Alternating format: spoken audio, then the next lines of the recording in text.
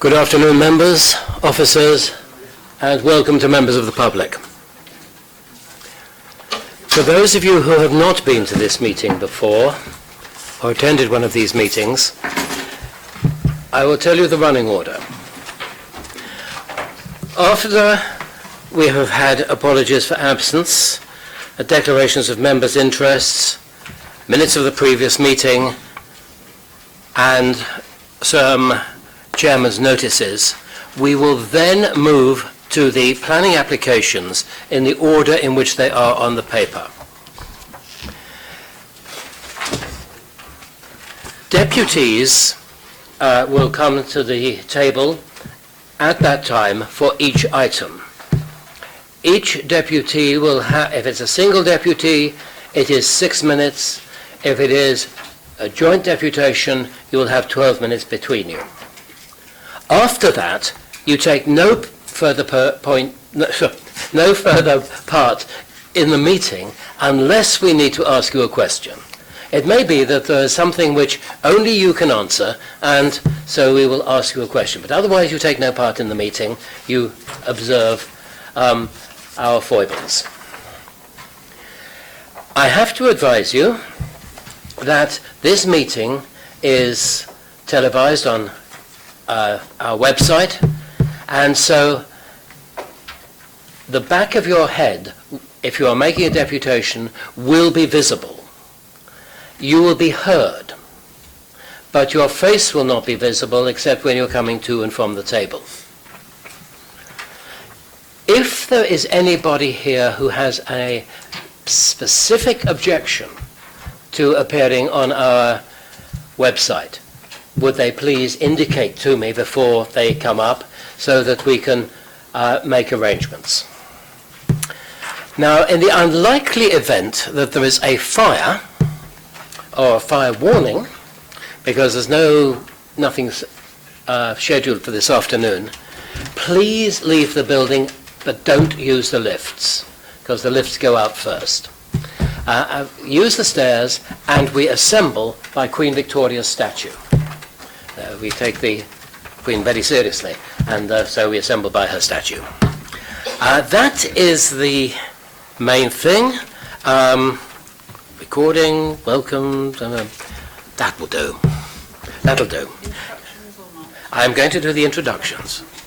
There are a couple of members of the committee who will be arriving late, and I will ask them to introduce themselves when they do. But we will go around the table and find out who the people are, so at least you know who is making the decisions and who is advising. I'm Councillor Hugh Mason. I'm the Councillor for St Jude Ward, and I'm chairing this meeting. Hello, I'm Joanne Miles-Smith, Democratic Services, taking the minutes today. I'm Councillor Judith Smythe, representing St Jude Ward, and I'm Vice Chairman of this Planning Committee. I'm Councillor Lee Hunt, good afternoon, and I represent Nelson Ward, that's Stamshaw, Tipner, Buckland and North End. I'm Councillor Kay. You always forgot my name then. I represent Charles Dickens Ward, which we are sat in right now. Councillor Frank Jonas, representing Hillsey Ward, and today acting as a standing deputy. Councillor Terry Norton from Drayton and Farlington Ward. Luke Stubbs, Eastern Cranes Water. Councillor Matt Atkins, I represent Cosham Ward. Alison Pinkney, Planning Officer. Matthew Garrett, Planning Officer. Alan Banting, Team Leader Planning. Sim Manley, City Development Manager. And Kieran Laven, Planning Solicitor. And as you will have noticed, members of the public, if you're making your deputation, we hear you. If you put the speaker on, and this is pressing the button on the right, when the little light lights up, you are live. Do we have any apologies for absence? Yes, Councillor Donna Jones, Councillor Susie Horton, and Councillor Pitt hopes to join us a bit later. Thank you. Declaration of members' interests. Are there any to declare, members? Councillor Jonas. Only that a prior arrangement has been made that I should be leaving early. We will miss you.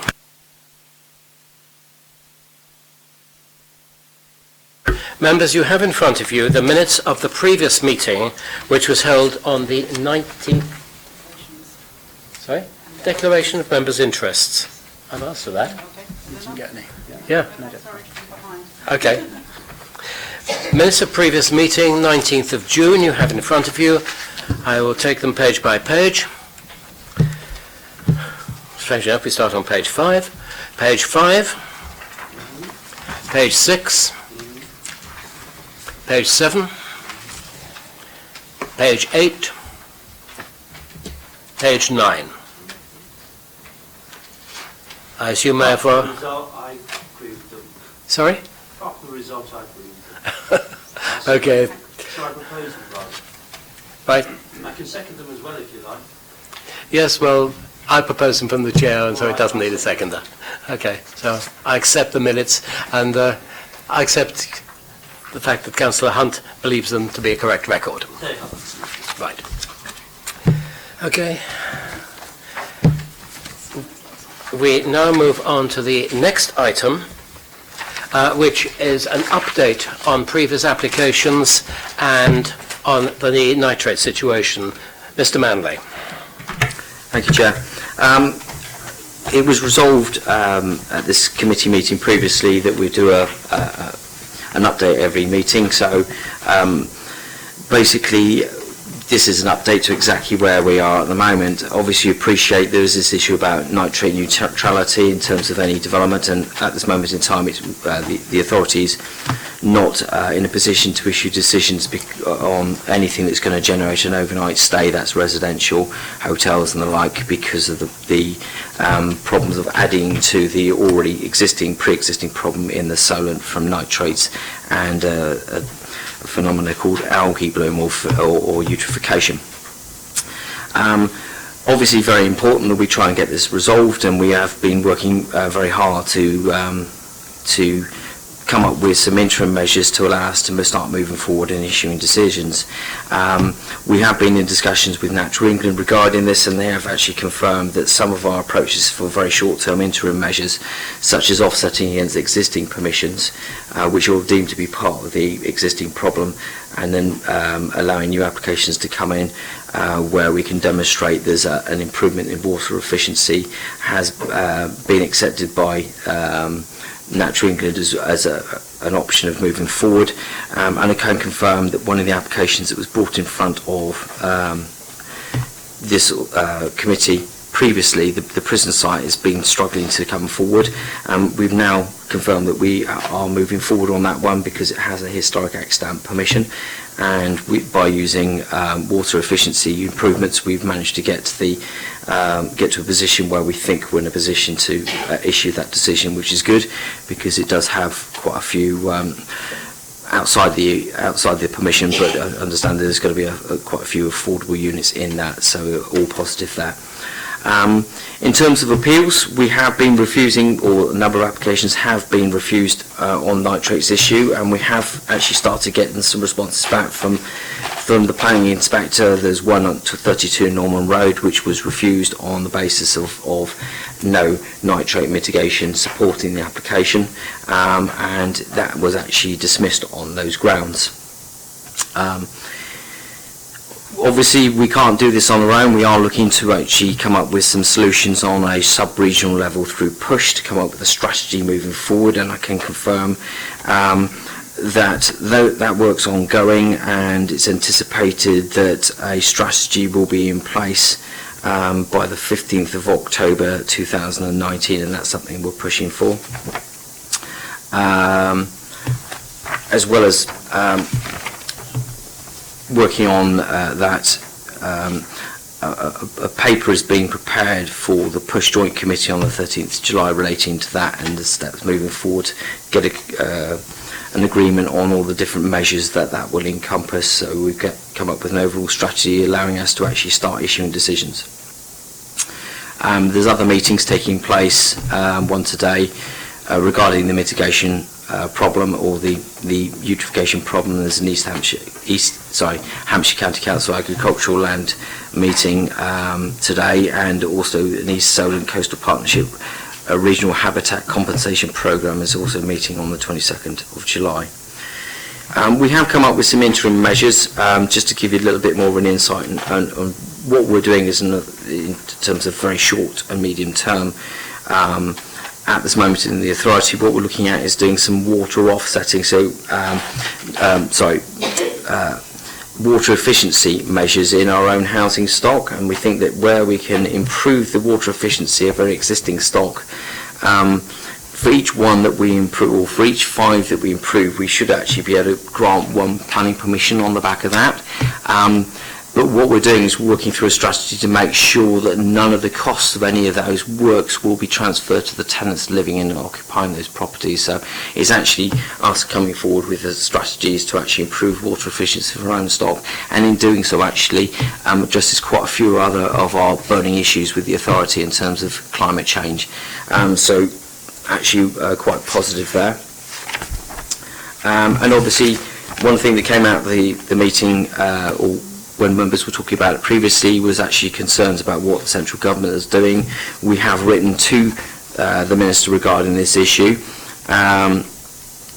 and we are aware now that the Minister is organising a cross-government departmental meeting relating to this issue. I don't think they were particularly aware of it before. It is now very much squarely in front of them to actually be looked at.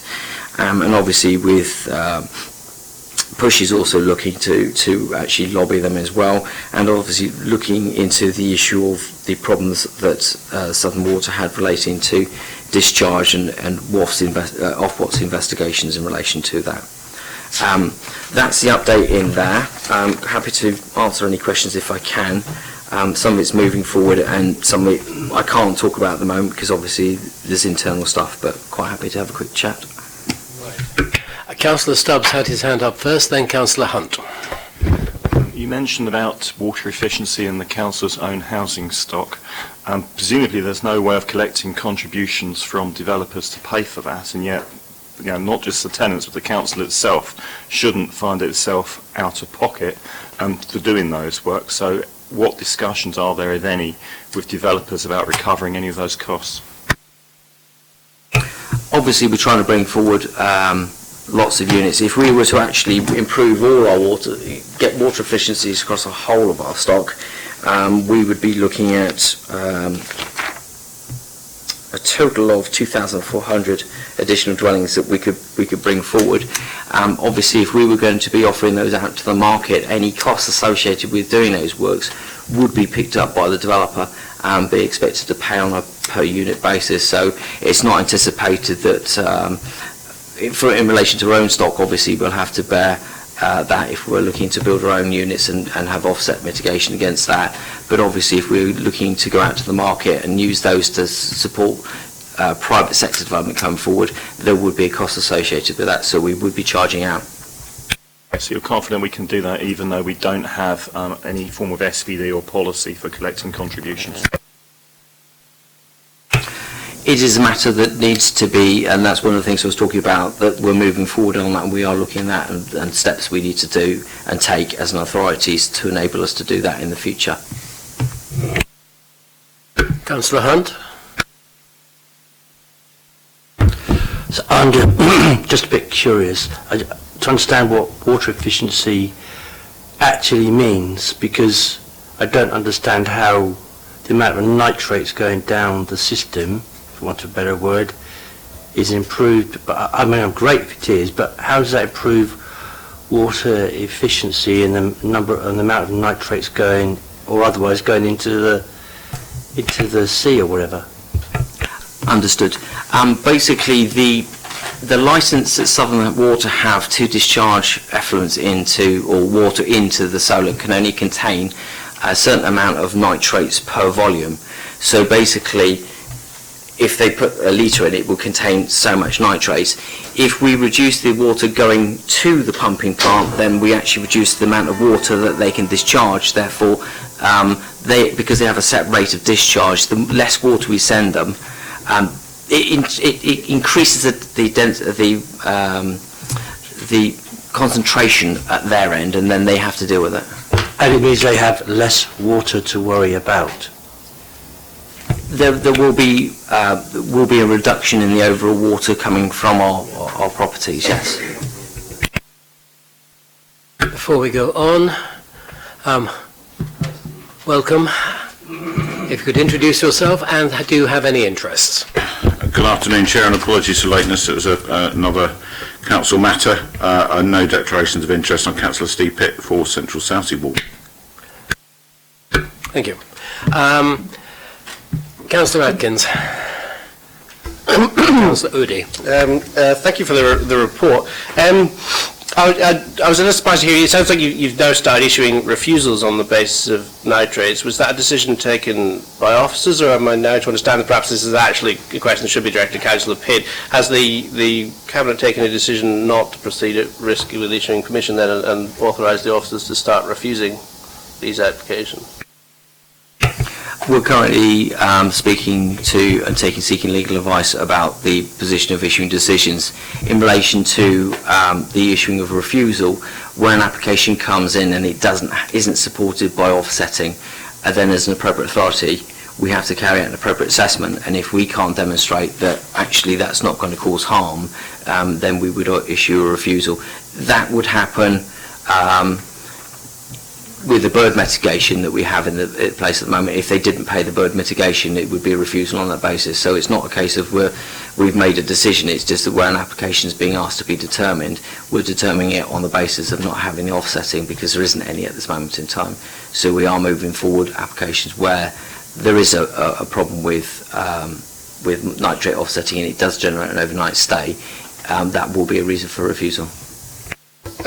Certainly I and other members, I appreciate we're in opposition, were of the opinion that that it was not really the response. We did not agree with the legal interpretation and the position that nitrate should be a reason for refusing planning permission. And going forward, we don't want to see the development in the city brought to a complete standstill as a result of one questionably interpreted decision by Natural England, and my understanding certainly was that it was going to be a decision the Cabinet was going to take whether or not to proceed at risk or whether to start refusing applications on this basis. And so I'm surprised to hear that refusals have started to be issued on the basis of an officer decision that we're going to accept this precedent, or we're going to start refusing on the basis of nitrates. It's not a basis on which I want to start refusing applications. Councillor Pitt. I think we need to be really clear here, Chair, that this is not a political decision that can be made arbitrarily at the will of the Cabinet member or anyone else. We have legal advice, which is extant, and we need to follow that advice until we receive alternative advice. Other authorities within the PUSH area, the Partnership for Urban South Hampshire, from the public's perspective, which includes the other southern authorities, have made decisions and then reversed those decisions, have not granted and have begun granting. That is no good whatsoever for developers. We need a clear position, and we are working very hard to come to that position, but to go out making bold political statements from councillors that they don't agree with the QC's advice would be most unwise. Well, some councils have in fact taken that decision. It is a decision that some councils in the area have taken it. For clarification, Chair, some councils have made a decision and then changed that decision. That is not where we want to be. We need to be clear about where we are. I'm sure that the Planning Committee's legal advisor could give us a clearer steer on this if needed, and I don't want to go into naming other local authorities and getting into their business, but I can think of at least two off the top of my head that went down one route and then did a reversal and went down another, and that could put us in a really difficult position. Kieran, can you advise us on this? Officers are keeping a watch on what other authorities are doing and speaking to them. As Councillor Pitt has said, the Council has taken its own advice from Queen's Counsel, and I can't sit here and tell you to do otherwise than to follow that advice. If there are other angles that emerge, we will push those and go back to Queen's Counsel for a view on what we can do to possibly start issuing permissions again. But I can't sit here as a professional and sort of endorse the view that we would not follow Queen's Counsel's advice. Can I just confirm that I was making no criticism of officers in the point that I was making? Councillor Udi? You mentioned about Harold Road appeal, and not Harold, that's where I live. Norman Road, the other man. Could you refresh me on what that planning permission was? Because you said it was just refused on the basis of nitrate, so would it have been upheld otherwise?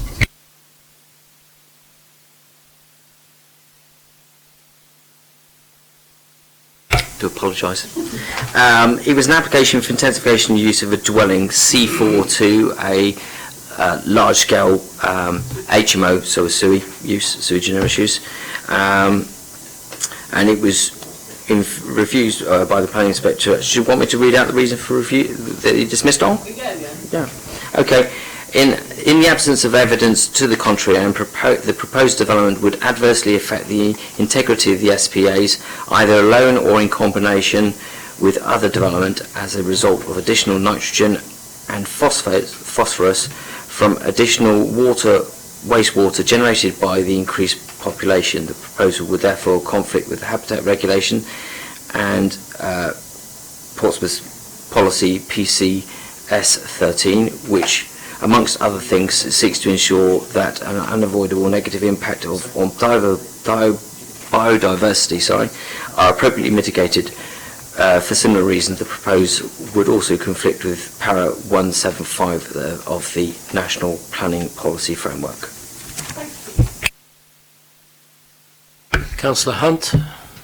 Yeah, just for the sake of the people here who might be utterly confused about what we're talking about, I just wondered if you guys would confirm that we received an order in effect from government that we shouldn't pass any more planning applications or word to that effect, and that this came down from Natural England, and that the government minister in charge is Michael Gove. So we've been told to do that we should consider this, and we've taken legal advice about it subsequently to see what we can do about it.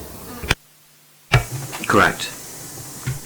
There has been a court case on this matter, and our attempt is to find ways in which we can go forward with developments, either mitigating the nitrate output or making them nitrate neutral, which would mean that we would have to buy land somewhere to absorb nitrates. It's a tricky problem, but I think we're getting a grip on it. But at the moment, as you have heard, we have Queen's Counsel's advice on the matter. There are other legal matters which, Kieran, you might wish to update us on. Oh, sorry, Councillor Pitt. Just to follow up on Councillor Hunt's point, Chair, when I was at the Local Government Association conference with the leader the week before last, we had an understanding that the government, or at least the Department of Local Government, would be aware of this issue, and the leader made an attempt to communicate with James Brokenshire about this. It appeared that James Brokenshire, although a member of the Cabinet, was not aware of this issue. So it's a classic case of government not talking to itself, but we all know why they may be otherwise distracted at the moment. So he has had that conversation with him, and he has subsequently written to him. He has notified all of the major developers in the city via a letter aware of that situation. There has also been a meeting, I understand, between senior officers in planning department and a number of developers in the city to keep them updated. We are where we are. We are moving as fast as we possibly can. None of us wants to see a situation where development of any type gets stopped in Portsmouth. We need to get around it, but we need to be able to get around it and then move forward with complete confidence. But we also did pass a climate emergency motion a few months ago, and just saying to hell with you government, we're going to carry on regardless and not even try and put any mitigation in place to show that we're taking it seriously would be wholly irresponsible in my view. Councillor Atkins, then I will ask... Certainly. I mean, I perhaps this was not listening carefully, but I didn't. Is there any revised timescale as to how soon you think you'll be able to go back to issuing planning permissions. Because for further clarification, what we are talking about is this planning committee will not be able to issue any permission for any development which increases the size of residential occupation in Portsmouth. No new houses, no extensions which increase the size of occupation, no developments which will meet our housing targets for new residents, likely huge impact on the city's construction industry, likely huge impact on people's ability to afford housing because of a disruption to the supply of housing. Can you also please confirm that Natural England is not the responsible planning authority, but Portsmouth City Council is responsible planning authority? And just for further clarification, it is the case that some councils have taken the decision to carry on permitting housing development despite this issue, which has arisen from a European Union court case, which was not decided in this country, and we have some legal advice, I accept, that suggests it should apply to us, and Natural England agree with that. However, it is a decision that we as a council can take. Yep. To confirm, you're correct. The council is the authority that grants planning permission. It comes to its own decision. However, the case law is clear that to depart from the views of a statutory consultee, the council must have cogent and compelling reasons for doing so. That is where we are at the moment. Anything further you wish to add on any other matters?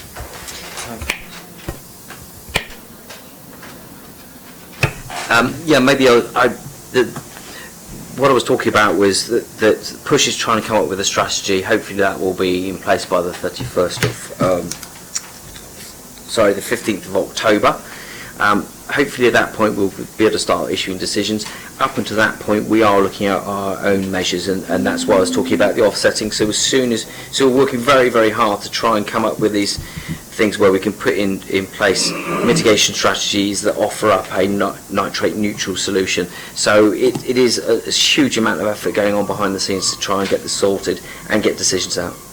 Yeah, and I do thank and congratulate the officers on their hard work and good work in that regard. Right, unusually I actually have another two updates to make to you. Firstly relates to a judicial review that the council received yesterday. That relates to 13 Windcliffe Road, which was the appeal decision in which the inspector found in favour of the council's policy relating to the living space and impact on the cumulative impact of HMOs in a particular area and density. I'm awaiting the sealed papers from the court yet, so once I have those, that confirms effectively that the court's acknowledged the papers and the case will proceed. I will do an update to officers, take instructions, and look to instruct a barrister to represent the council's interest. It's worth noting that the council is only the second defendant because it's the planning inspectorate's decision that's being judicially reviewed, so we are, I think as the applicant put it to me, was sort of CC'd in on the proceedings, and the extent to which we'll become involved will be something I'll discuss with the barrister that we later appoint. So I would anticipate updating you on that next month. Okay. Any questions on that, Councillor? Councillor Stubbs. Yes, I mean, what is the nature of the challenge? Is it that our policy is not sound, or is it that there were other reasons why the policy shouldn't have been applied in this situation? On the basis that I got the papers yesterday afternoon and have been preparing for committee this morning, I wouldn't like to go into any detail on that at the moment, but as I say, I will update you next month with a bit more precision. I appreciate that might be a little frustrating, but there's only so much I can do, unfortunately. Thank you. You've got another one, okay. And your second...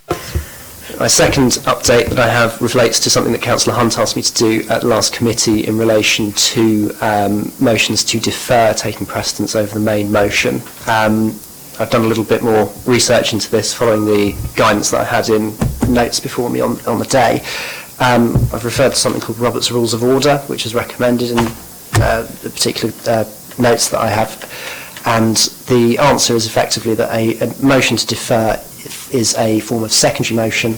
It's effectively procedural, and that means that it has to be considered ahead of the main motion, which would finally dispose of the matter and make any other motions redundant. So there's a certain logic there that you would consider it first. Right, thank you.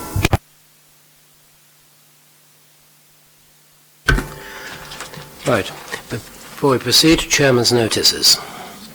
Firstly, you will notice from your agenda that item 10 is exclusion of press and public. It has been my wish that we should not seek to exclude the press and public for the consideration of item 11, which is an appeal. However, there are matters which have been presented to you on orange paper as being confidential. We will need to go into closed session if and only if you wish to make reference to the material which is on these orange sheets. If you can avoid that, we can stay in open session. There will be a meeting, a continuation of this meeting following the planning applications for the cross-party working group dealing with the local plan. That is us as the cross-party working group. I would remind members that there is a planning workshop at 9:15 tomorrow morning for all those who are unable to attend on the 25th of June, and that this is for your own protection. If you have not undertaken planning, you do lay yourself open to legal challenge in circumstances where people challenge our decision and the wisdom with which we made those decisions. So I would urge all members to attend our planning workshop tomorrow. I would also remind you that there is a special meeting at 2 p.m. 1 week from today to consider a single item, which is Kendall's Wharf and the extension of Kendall's Wharf. This could go on for some time in view of the fact that it is going into a nature reserve and certain of the species there are protected. So we will need to take quite a lot of advice on that one, on Kendall's Wharf. So that is special meeting, 2 p.m. 1 week today. I now intend to move to the planning applications, and the first planning application I have is number 10, Driftwood Gardens. Would Joan Gale and Christopher Nichols please come to the table? And after the planning officer has made his report, then I will ask you for your deputations, if you please. Can we have the planning officer's report? Thank you, Chair. Good afternoon, councillors.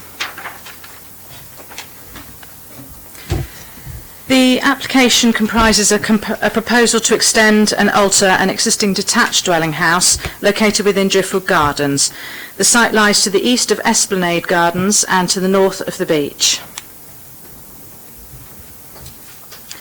The proposed development involves essentially three elements: a single-storey rear extension incorporating a balcony with glass balustrading.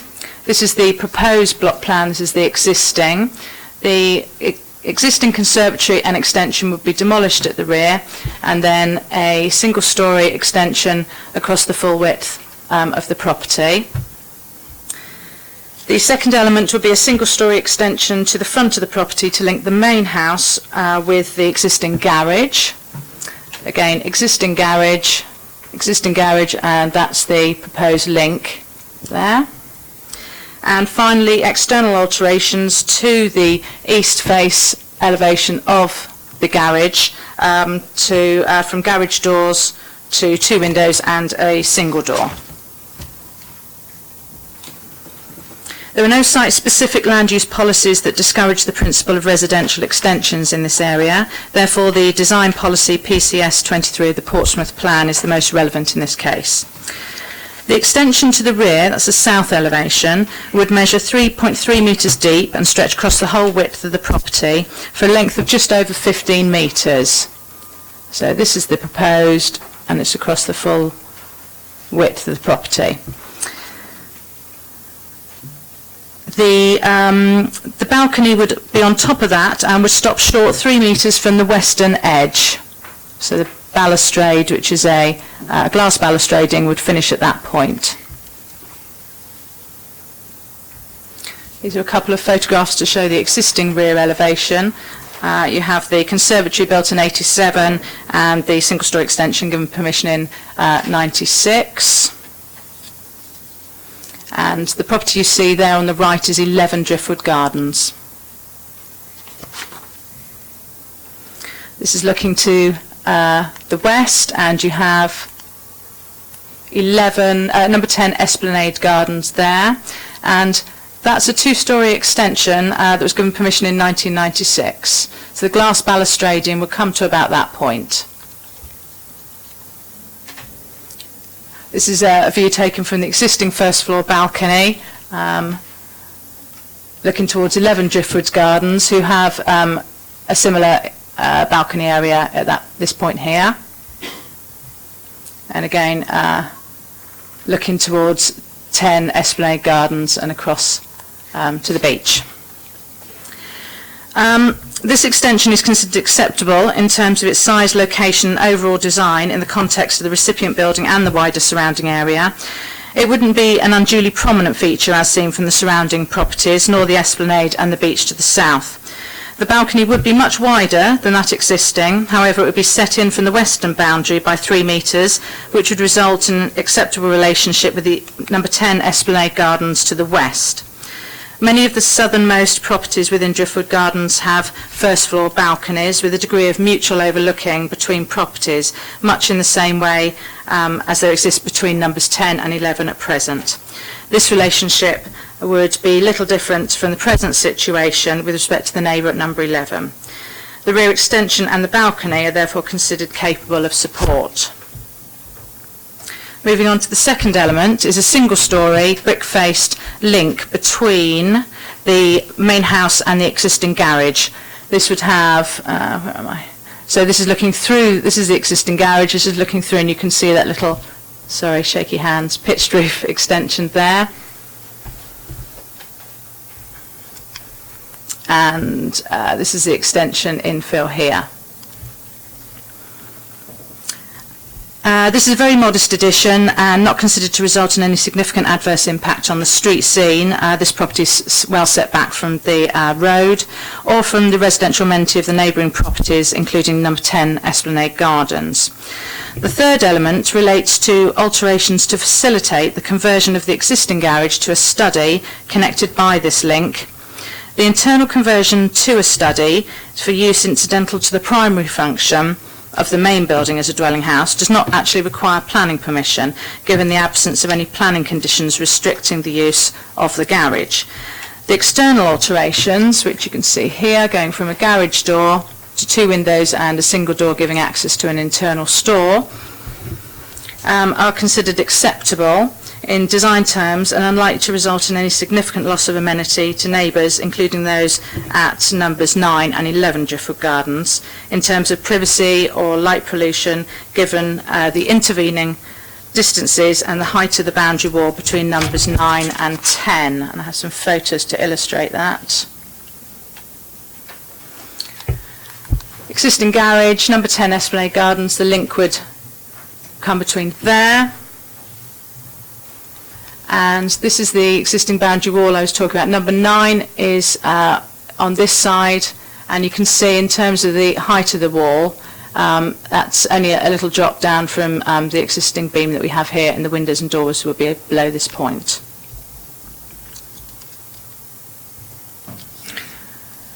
Existing floor plans, it's a 4-bed property at the moment.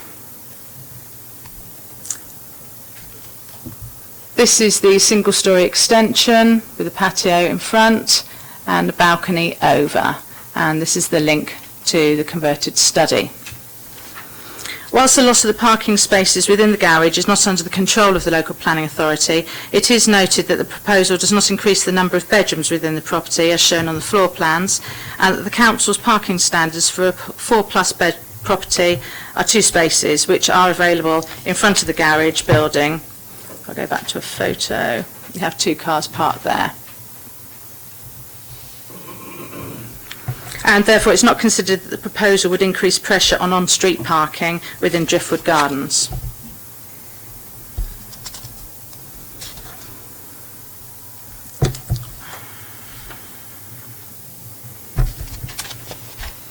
You will have noted within the written report the comments raised both within the letters of objection and support.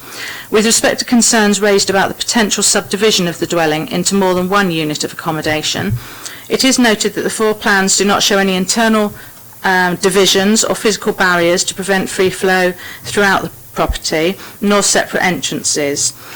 Any subdivision to create more than one unit would be a material change of use for which planning permission would be required. It's understood that the intention of the family members to move in with the current elderly owner to provide support and assistance, but also to have a degree of independence from one another when desired. The proposed extensions and alterations are considered in accordance with policy PCS 23 of the Portsmouth Plan and is capable of support. Thank you, Chair. Thank you. Ms. Gale, you have 6 minutes to make your deputation. Thank you, Committee and Chair, for allowing me to speak. I'm objecting to the proposal on a number of grounds, although my main concern is the conversion of the garage, as that directly affects my property. The wall that the planning officer indicated is actually my wall, the white wall is actually my wall, and that garage door is only 2 metres from my dining room windows. So any windows that are put in that front of that property will look directly into my dining room. I believe the proposal is a guise as a single-storey extension, but is in fact intention of 3 dwellings. Clearly, it's divided. There's 2 kitchens, 2 living rooms, several bedrooms, and I believe the intention is for a flat upstairs, a flat downstairs, and an annex in the garage for the elderly lady. This proposed development would have a really detrimental effect on the area. At present, it is an estate of 25 detached houses, all with garages for parking. The conversion would set precedent for all of the houses to do the same, which would be a disaster. Even with one development, there would be a major effect on the environment with increased nitrates into the Solent, especially as the property, and particularly this one, is directly on the seafront, and certainly converted into 3 dwellings is going to increase the nitrates significantly. So this development alone would create additional sewage pollution.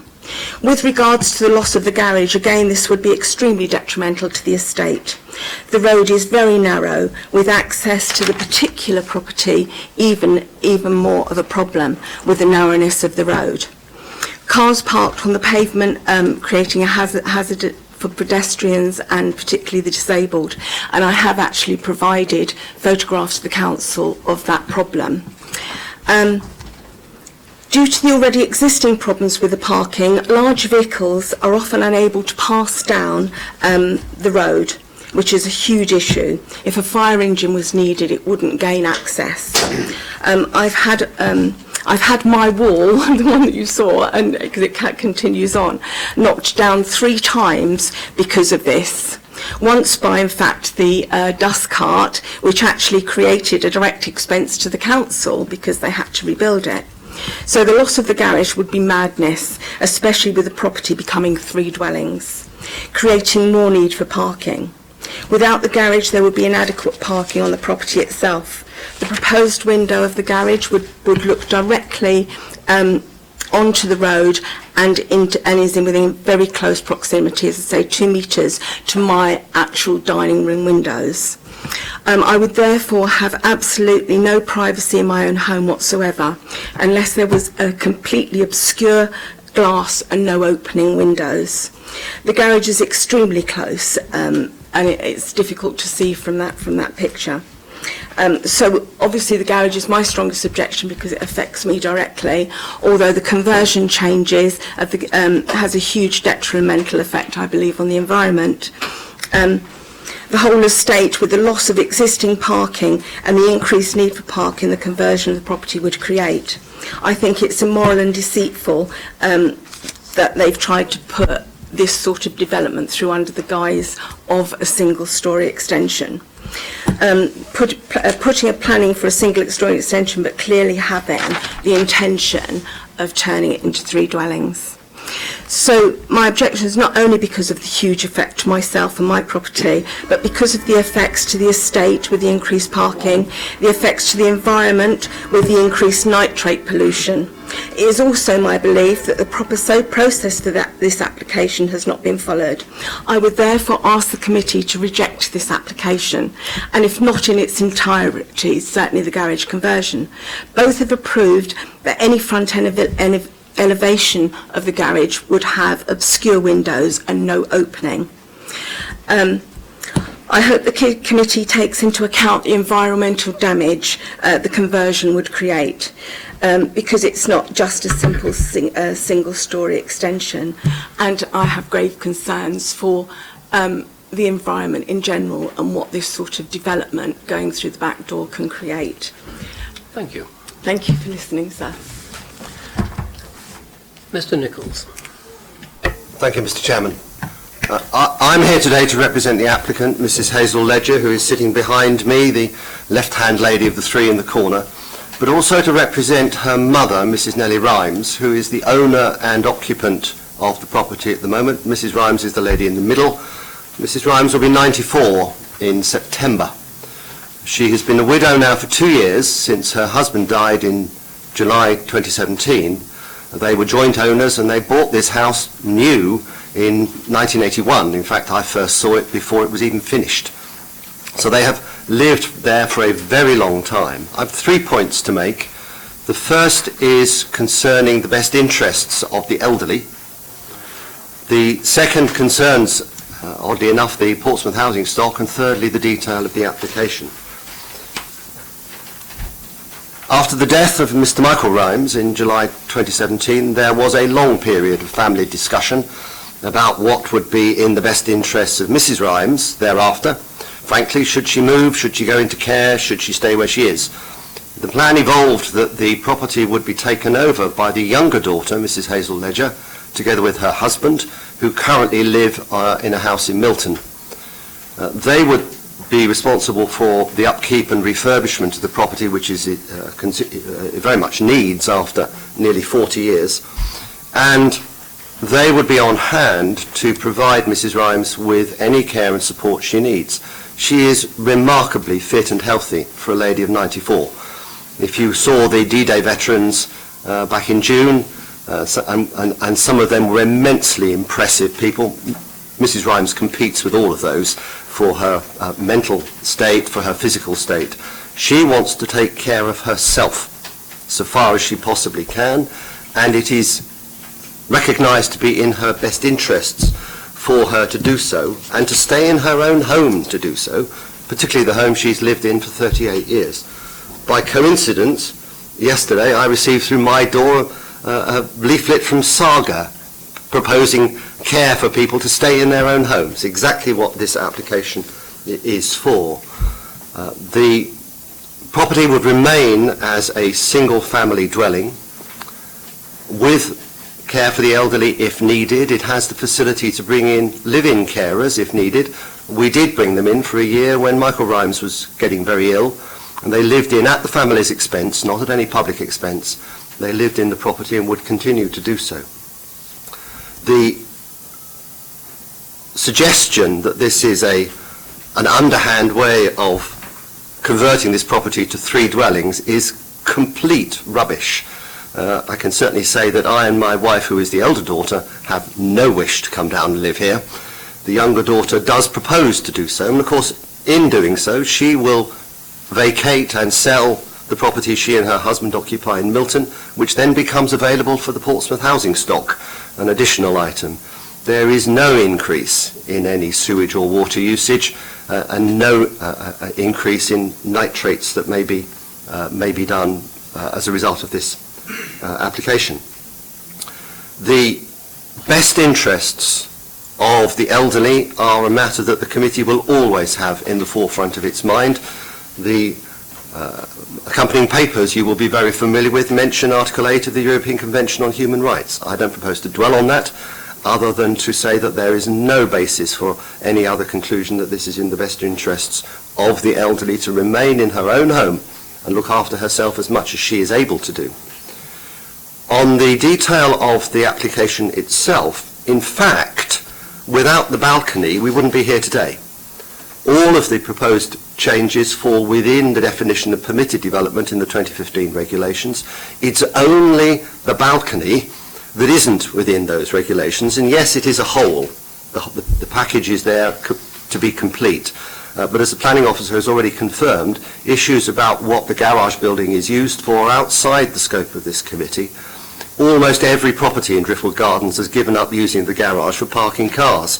That's part of the parking problem, with which I would not disagree. Interestingly, number 9 has that problem as much as anybody else. Number 10 has the largest provision for motor vehicles of anywhere on this estate. In fact, the piece of ground is the biggest and could accommodate easily 5 vehicles, though it won't be required to do so. The committee therefore has simply to decide, do you give approval for an extension to the balcony? Because fundamentally, that's what this is about.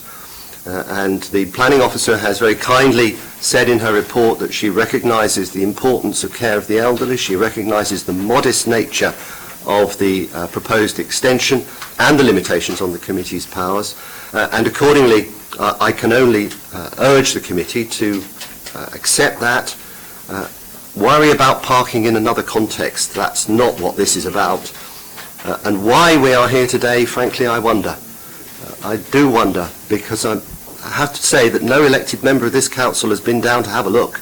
Nobody's spoken to the applicant, nobody has spoken to the occupant of the property. Nobody's been inside to see what it's about. The planning officer did, but yes, so that is my final point is on that basis. So on those 3 grounds, this is in the public interest to grant, in the best interests of an elderly resident of this city, and is only a very small matter that the committee is required to consider. Thank you very much, Mr. Chairman.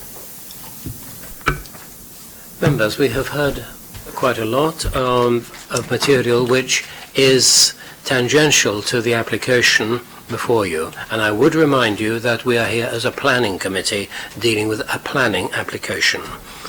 Are there questions from members, please? Councillor Hunt. Yeah, could I just be refreshed about this relationship between the window that the objector is concerned about looking into her property? I haven't really got it in my head yet where that is and how it relates to her building.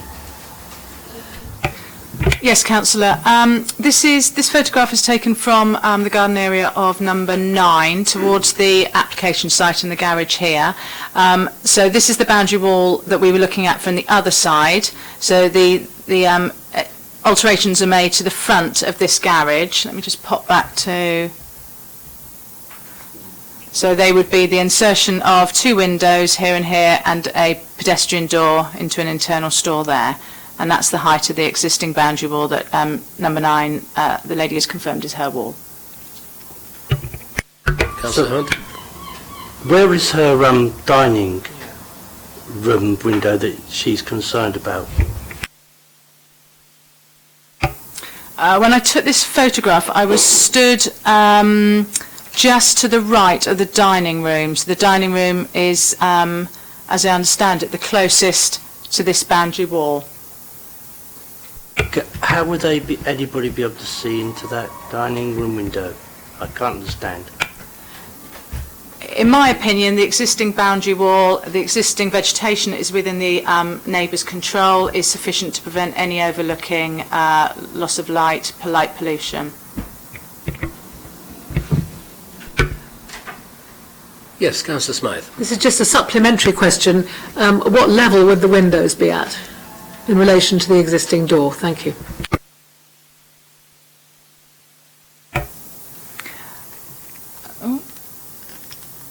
That's the existing sort of white lintel that you saw in the photograph, so it would be literally just under the white lintel. So if I go back to the photo, there, so they would be literally, they would start underneath there. And the door is the one that's nearest to the yes, there's a boundary pedestrian wall. door there into an internal store. It's not windows. Thank you. Councillor Stubbs. 2 questions of fact for the officer. Firstly, can you we had a lengthy conversation earlier about nitrates. Can you explain the reasoning in terms of this application and the nitrates policy?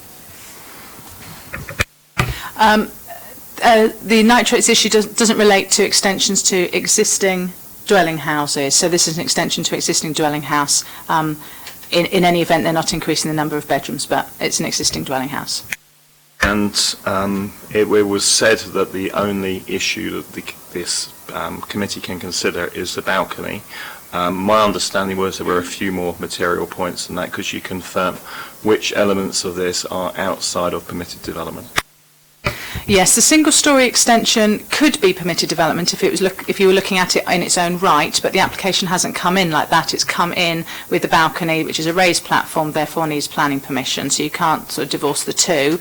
And actually, the link extension, because that's forward of the front elevation of the house, actually that does need planning permission. The alterations to the front of the garage could be said to materially alter the appearance of the building and therefore need permission as well. Could I just clarify that the application in front of us is the one to be determined, and even though elements could be cherry picked out and be viewed as PD, because they are forming part of a whole, we have to determine the whole thing. So the whole thing is in front of you to be determined.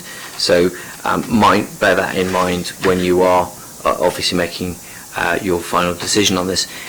Also importantly, it was mentioned by the gentleman who spoke in favour of the application. It is very clear, and it must be very clear, that this is an application for extension.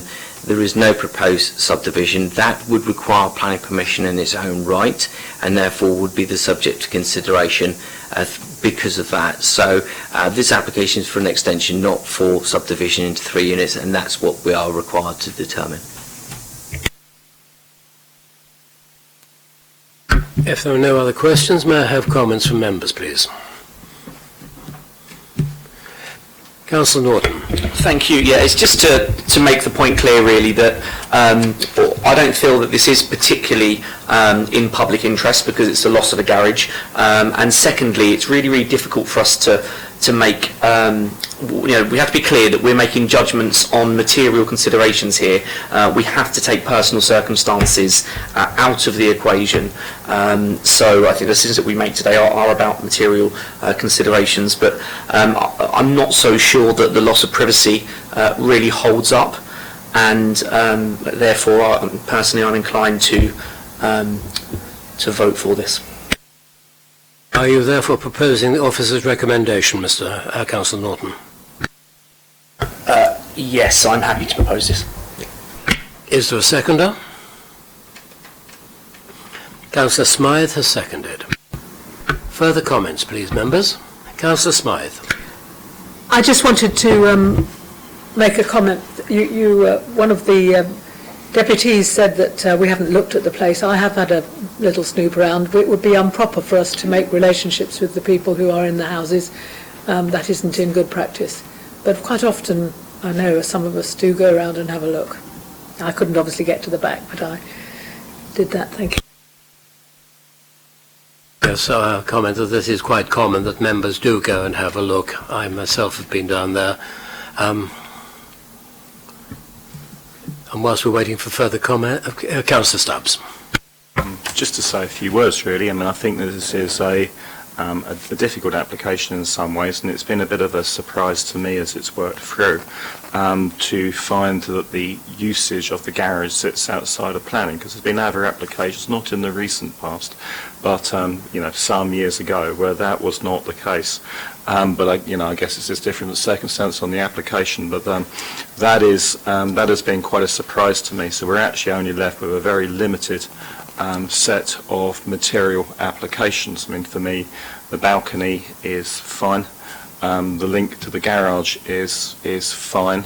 I'm not entirely convinced about the change of use in the garage, partly because this is something we don't know, and I know it sits outside of planning and building control. We don't know, because garages are often built to a lower standard, how it stands in terms of noise insulation and so forth. But it's, we're not left here, I don't think we're left here with a lot of things that we can legitimately consider.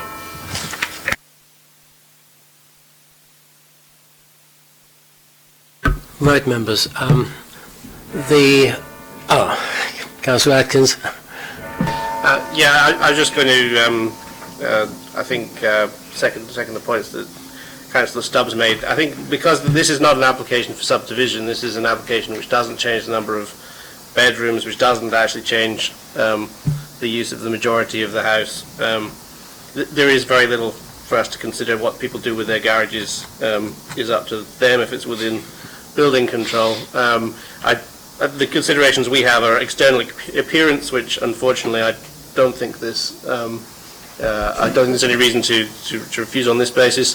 The balcony again doesn't seem to affect the appearance or the nature of the neighbourhood, and the very minor connecting piece of connecting building again doesn't seem to have any substantial impact on the immunity of neighbours or the neighbourhood. So I overall don't think there are any considerations on which we can legitimately refuse this. So I'd be voting in favour of it.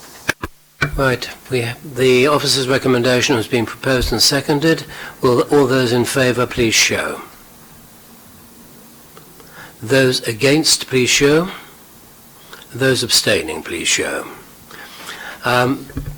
The officer's recommendation is carried. You, sir, have your planning permission. Thank you very much.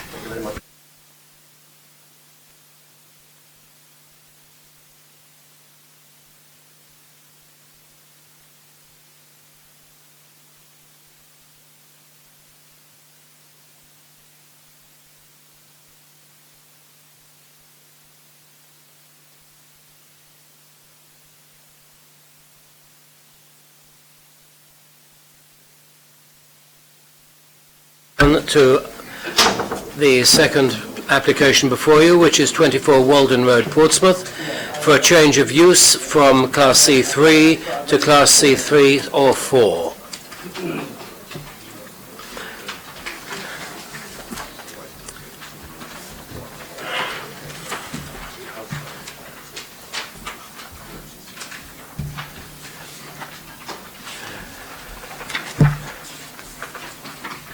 We have no deputations on this, so can I have the officer's report, please?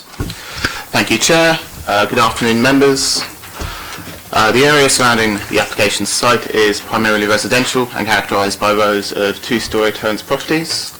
The application is located on the northern side of Walden Road and relates to a two-storey mid-terrace dwelling house.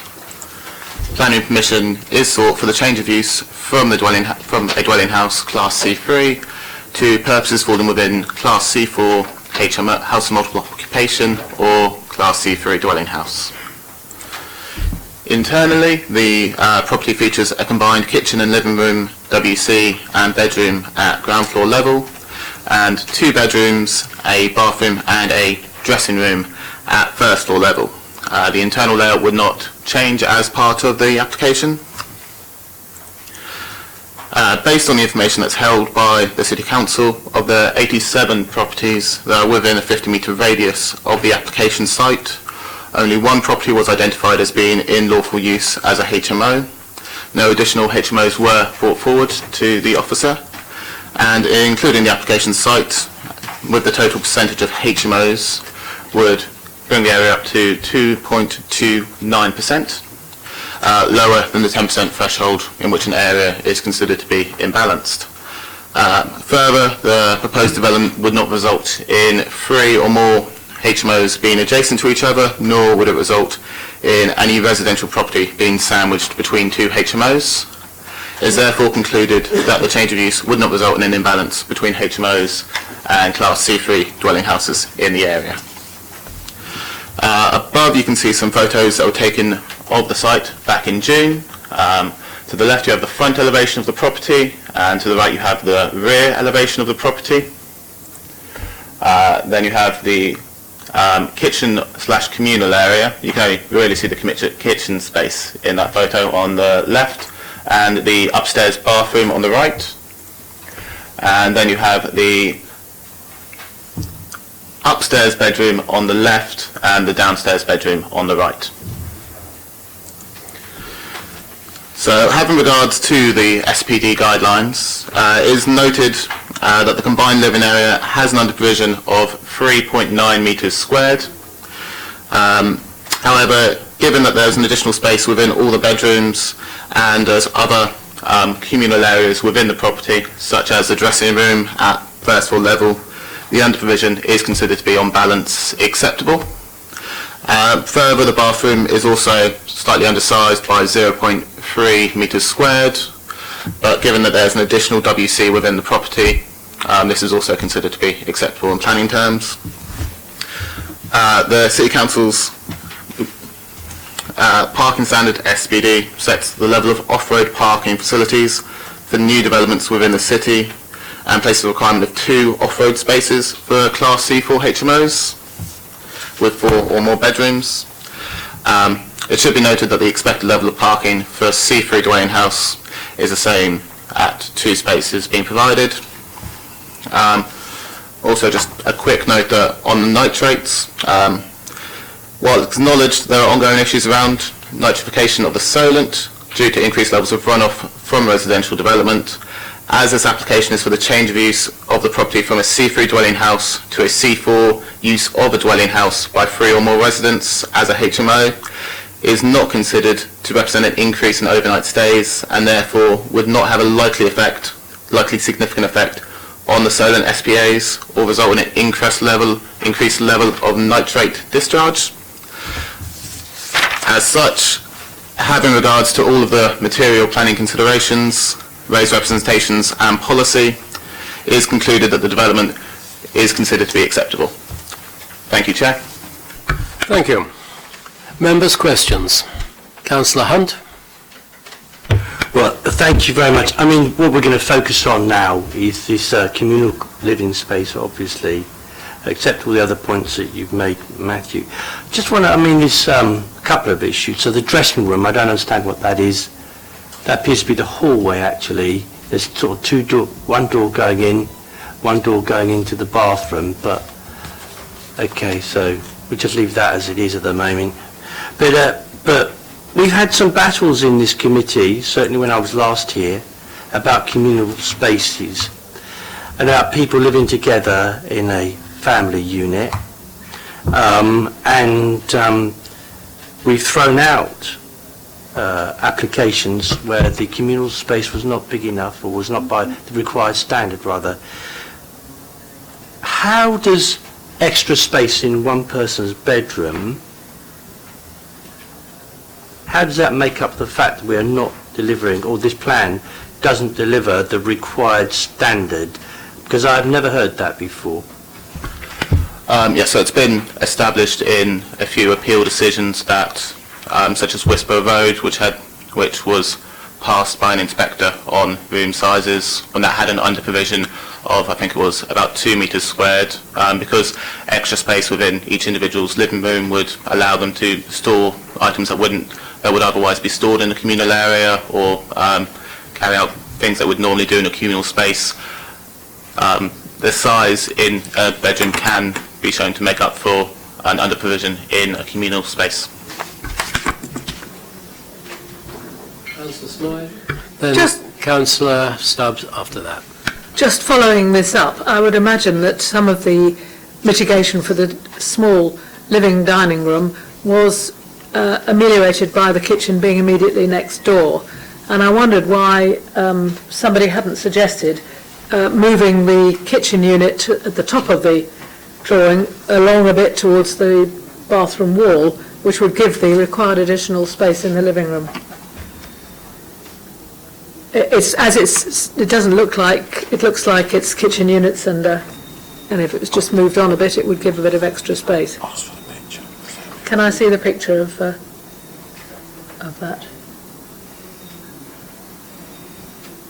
Yes. Yes, exactly. That makes my point exactly. Do you see where the kitchen on the left-hand side of the picture on the left?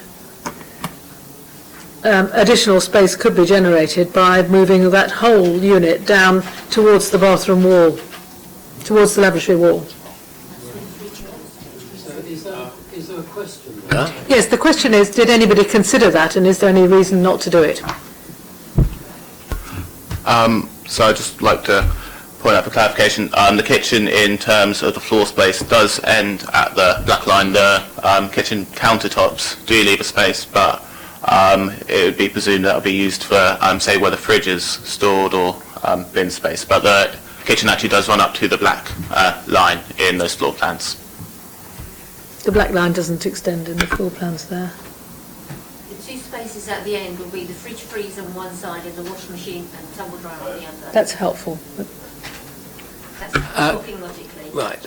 Councillor Stubbs, then Councillor Pitt. In terms of communal area, is there anything in policy that says it has to be one continuous block? I'm just wondering, looking at this layout, I mean, the applicant could perhaps legitimately rebrand what on here is dressing room as upstairs living room, basically.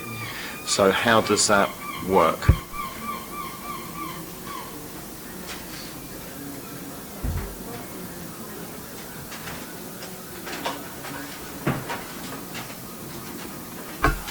So it does give mention within the HMO SPD that the combined living space is defined as a single, typically open plan space.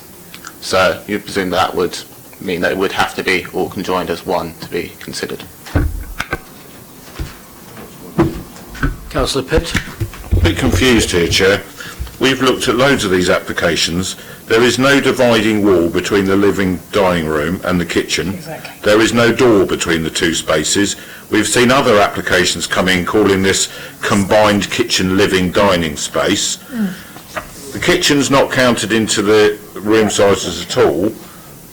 What is the problem here? I don't understand it. We've the advice around the communal living standards, and I'm not saying I'm a great fan of counting kitchens in, but there's been loads of other applications where we've been asked to, and in this report we're not seeing any reference to the fact that the kitchen even exists. It's almost like it's been eliminated from the house completely.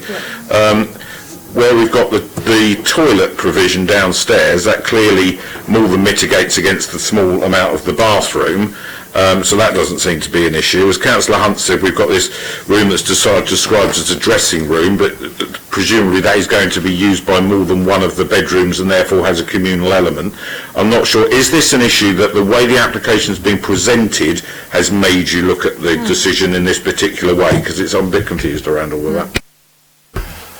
So because the kitchen, living room and dining room has been considered as one large communal area, it still only has a combined area of 20 square metres, which is 4 metres lower than the... Does that include the bits where we're now told things are going to go? Does that have more of an impact on it then?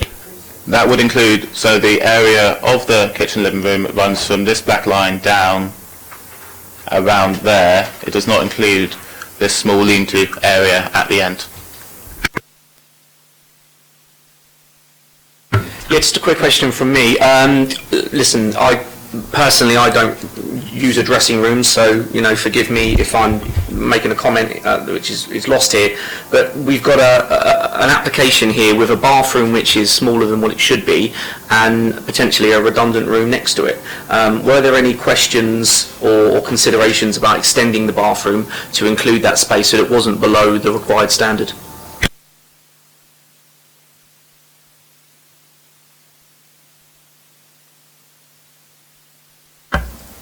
There isn't any suggestion here that being slightly substandard size for the bathroom, it makes this unlivable. And obviously this property has the advantage of a second WC provision. I'd strongly recommend that members wouldn't look to refuse something on the basis of a small shortfall on a bathroom that's otherwise going to meet the needs of those occupiers. The key issue is this one on the ground floor about the adequacy of the combined living, dining, kitchen area, and whether to some degree it's compensated by an area that somebody could sit and read the newspaper quietly if you put a chair there, call it a snug rather than a dressing room. Councillor Pitt. Chair, we had a planning application before us 2 or 3 months ago where there was effectively a cupboard off a downstairs loo in a kitchen that was counted in with the communal living space, and I questioned at the time whether it was appropriate to count it in because people could only use it by going and standing in it, and they could only do so if no one was using the toilet, and I was assured that that was appropriate because it was a communal space, and because we've already heard that storage within bedrooms is part of how you look at the appropriate nature of the communal space. So the argument that that store cupboard existed, albeit in a not terribly useful place, was a reason to add it in. So I still go back to what I said just now. I don't understand how when you add up the square meterage of the living, dining room, kitchen and dressing room, which comes to 24.66, not 20.1, it therefore is over 24 metres of communal usable space within the property. Is that correct or not correct?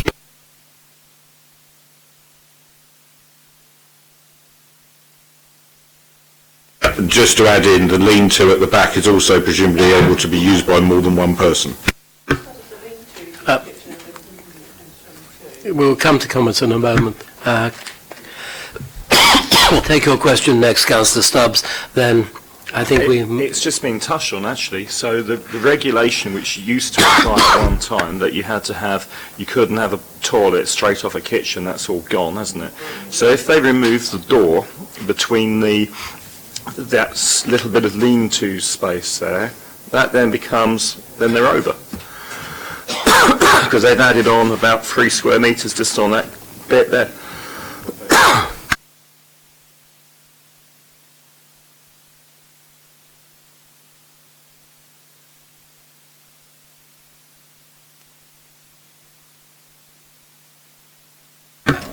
Just a matter of clarification on the living, dining room and the kitchen calculation. That's one calculation. Looking at the SPD here, it's saying that it's a single. So if you look at that on its own, it would be below because it's not. If you add in the dressing room upstairs, it is over.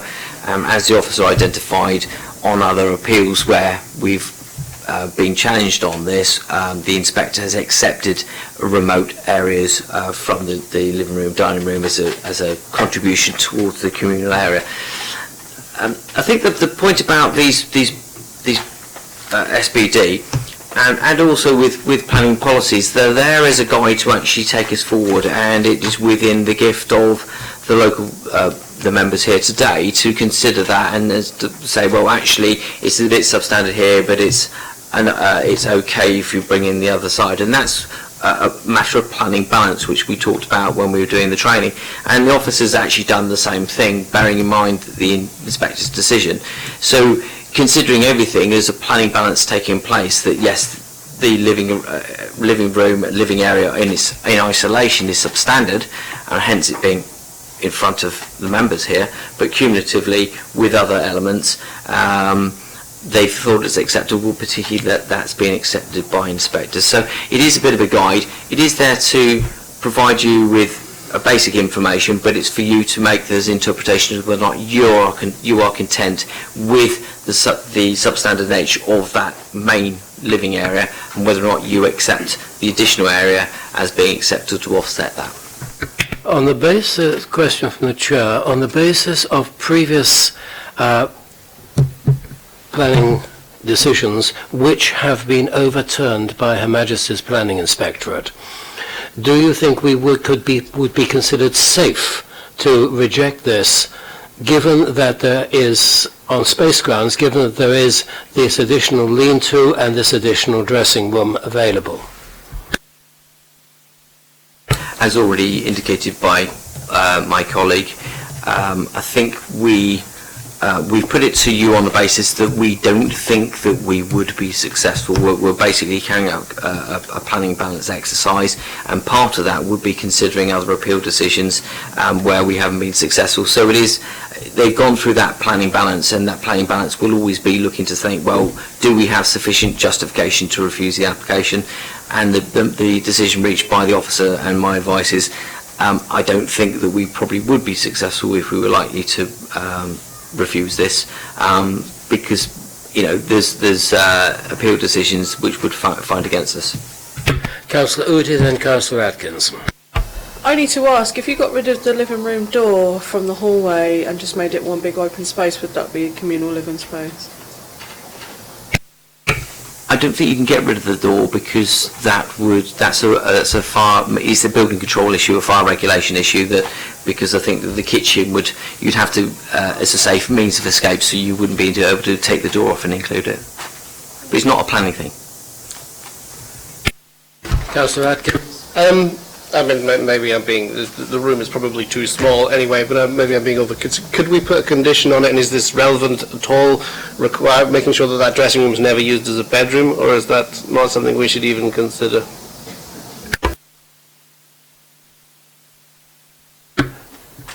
Were that to be used as a bedroom, it would be something which would have to come back, surely, as because, yeah.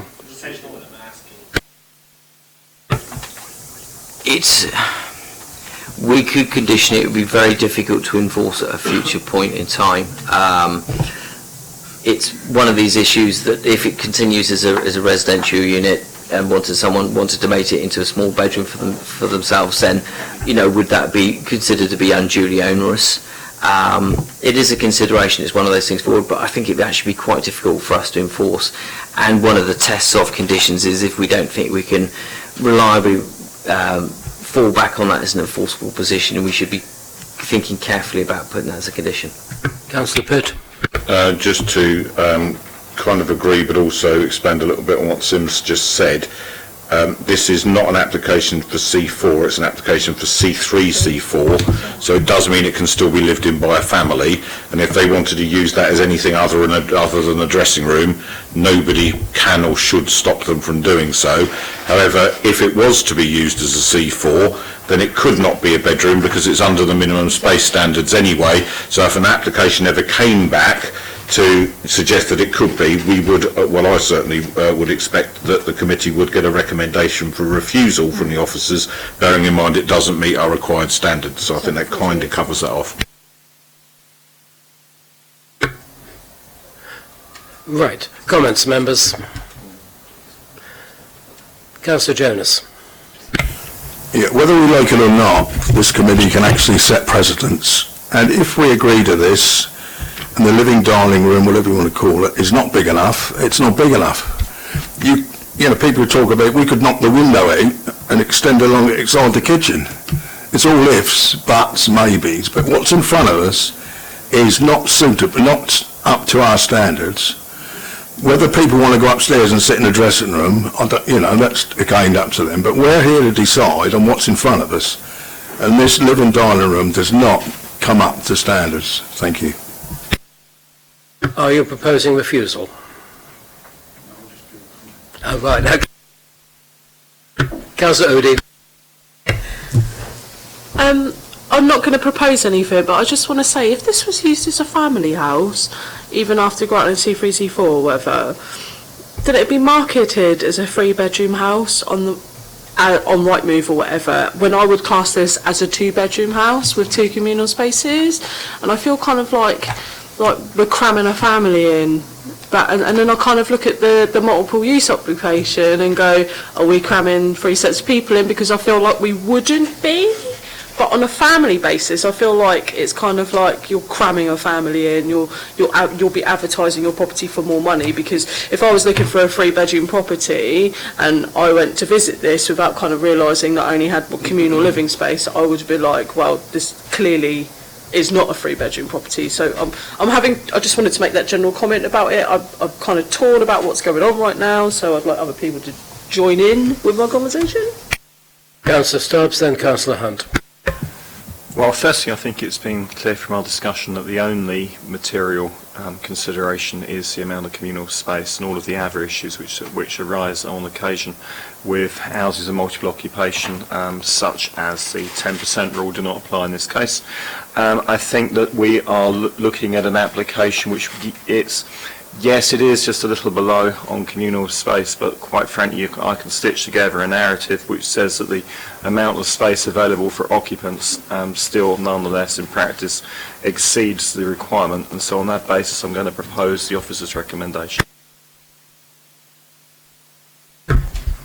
Do I have a seconder for that? Councillor Smythe got in before Councillor Atkins. Councillor Hunt. So I'm going to move a refusal because the communal space is not nearly enough. And I have to say to members here, I mean, following up on Councillor Udy's comments, thank you, that if you were, so this is for up to 6 unrelated people, but if you're a family of 6, you know, your mum and dad, presumably, or 2 dads or 2 mums, and 4 kids, you'd be moving out this property and you'd be looking to find a bigger home for your family. So I look at this and I say to myself, whether anybody agrees with me or not, it's irrelevant as far as I'm concerned, but you've got 4 rings there, and you're going to have people at the rings, and I'm just going to practicalities, you're going to have people at the sink, and you know, back to back. I'm going to practicalities and how people enjoy their homes and where they live. And in the morning, you've got 6 people, let's say, going to work, wanting to have their breakfast. They've got those 4 rings, they've got 1 sink. And if before that, unless they stagger the times that they get up, they've got 1 bath. And I can't see anything, a shower or anything else. There's a sink there, so if it's 6 guys, they've got to go in there and find somewhere to shave, or get showered, or have a bath, or whatever they do, before they go to work. And I don't know about most people, but most regular people, before they go to work, tend to get in the shower and get clean before they go to work or they come home.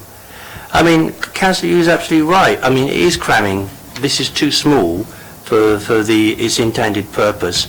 But there's no real policies covering that apart from this communal space. And I very much hear what the planning officers very kindly pointed out to us about Wisborough Road. But it's too small. And don't expect me to vote for it. I think it's wrong. And I'm going to move the refusal on the grounds of lack of communal space. It's not matching the City Council. Okay, do we have standards. a seconder for that? That is Councillor Jonas has seconded that. Councillor Pitt has indicated he wishes to speak.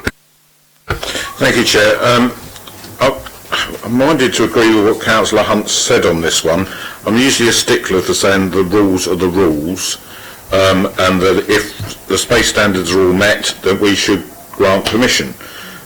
But in this particular case, I think this is an example of the sort of thing we don't really want to see at Planning Committee, which is the availability of a house in multiple occupation, which has made no effort to accommodate the living requirements of people for it to be a house in multiple occupation. If the amendment had been made to reconfigure the living, dining, kitchen area to make it more open, make the space more fluid, maybe address the lean-to at the back and open all that through and create a nice contemporary through space there, that might have been a different argument if there had been proposals around, you know, improving the bathroom space or even putting a shower room in where that dressing room is. We're not seeing any of that in this application, so we're being asked to consider if this was granted C3/C4, and let's be clear, it will get a licence for 5 adults to live in it, is it suitable? And it's not. So we have an opportunity to stick to our space standards, and on this occasion, and it is slightly unusual for me, but on this occasion, for the reasons that I've just given, I'm going to support the refusal. Councillor Norton. Councillor Pitt talks about, it being slightly unusual. Well, it's slightly unusual that I agree with Councillor Pitt on this. I think, yes, I'm satisfied that there are, it falls within the 10% HMOs within the area, but I think there's probably a reason why there are only so few HMOs in the area. It's because the houses there are particularly small. The suggestion that a living space doesn't meet the required standard is okay because it meets it in the bedroom is not one that sits comfortably with me, because that's what forcing people into bedrooms, isn't it?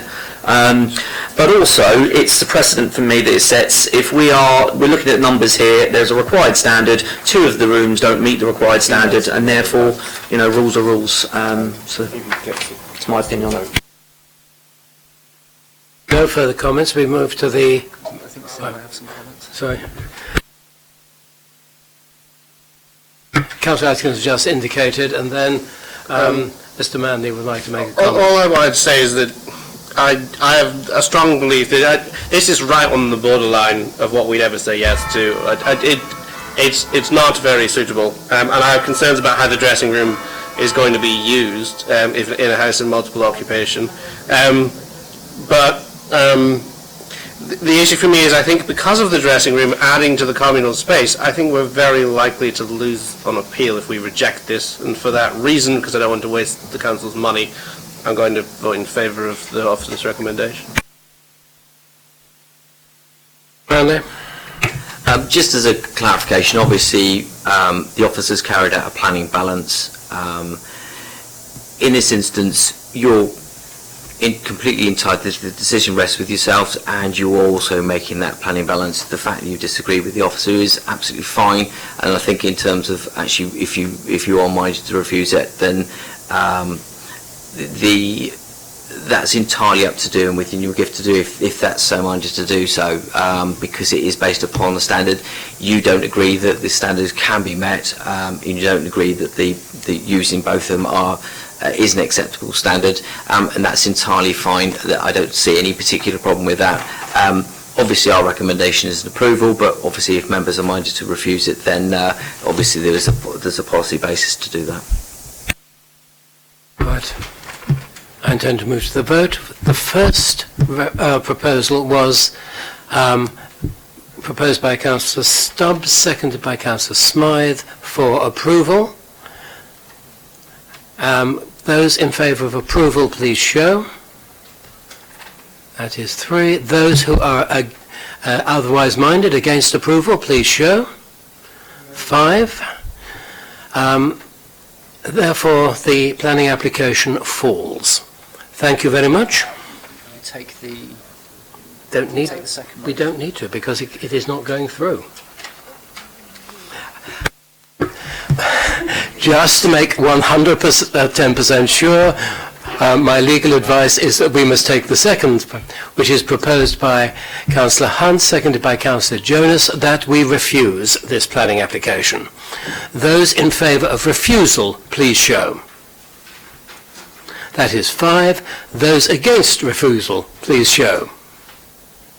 1. Thank you, members. The application is refused.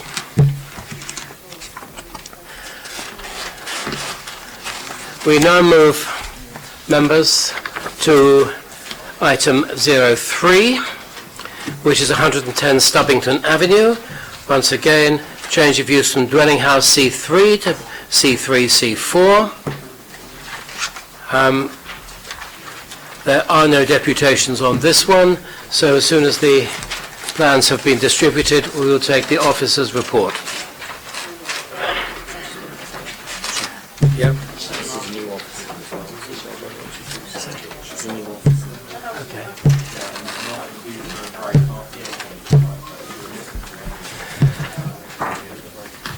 And before we start, could I first of all welcome the officer and ask her to introduce herself to ourselves and to the general public. Thank you, Chair. I'm Hannah Goldsmith, I'm Planning Officer.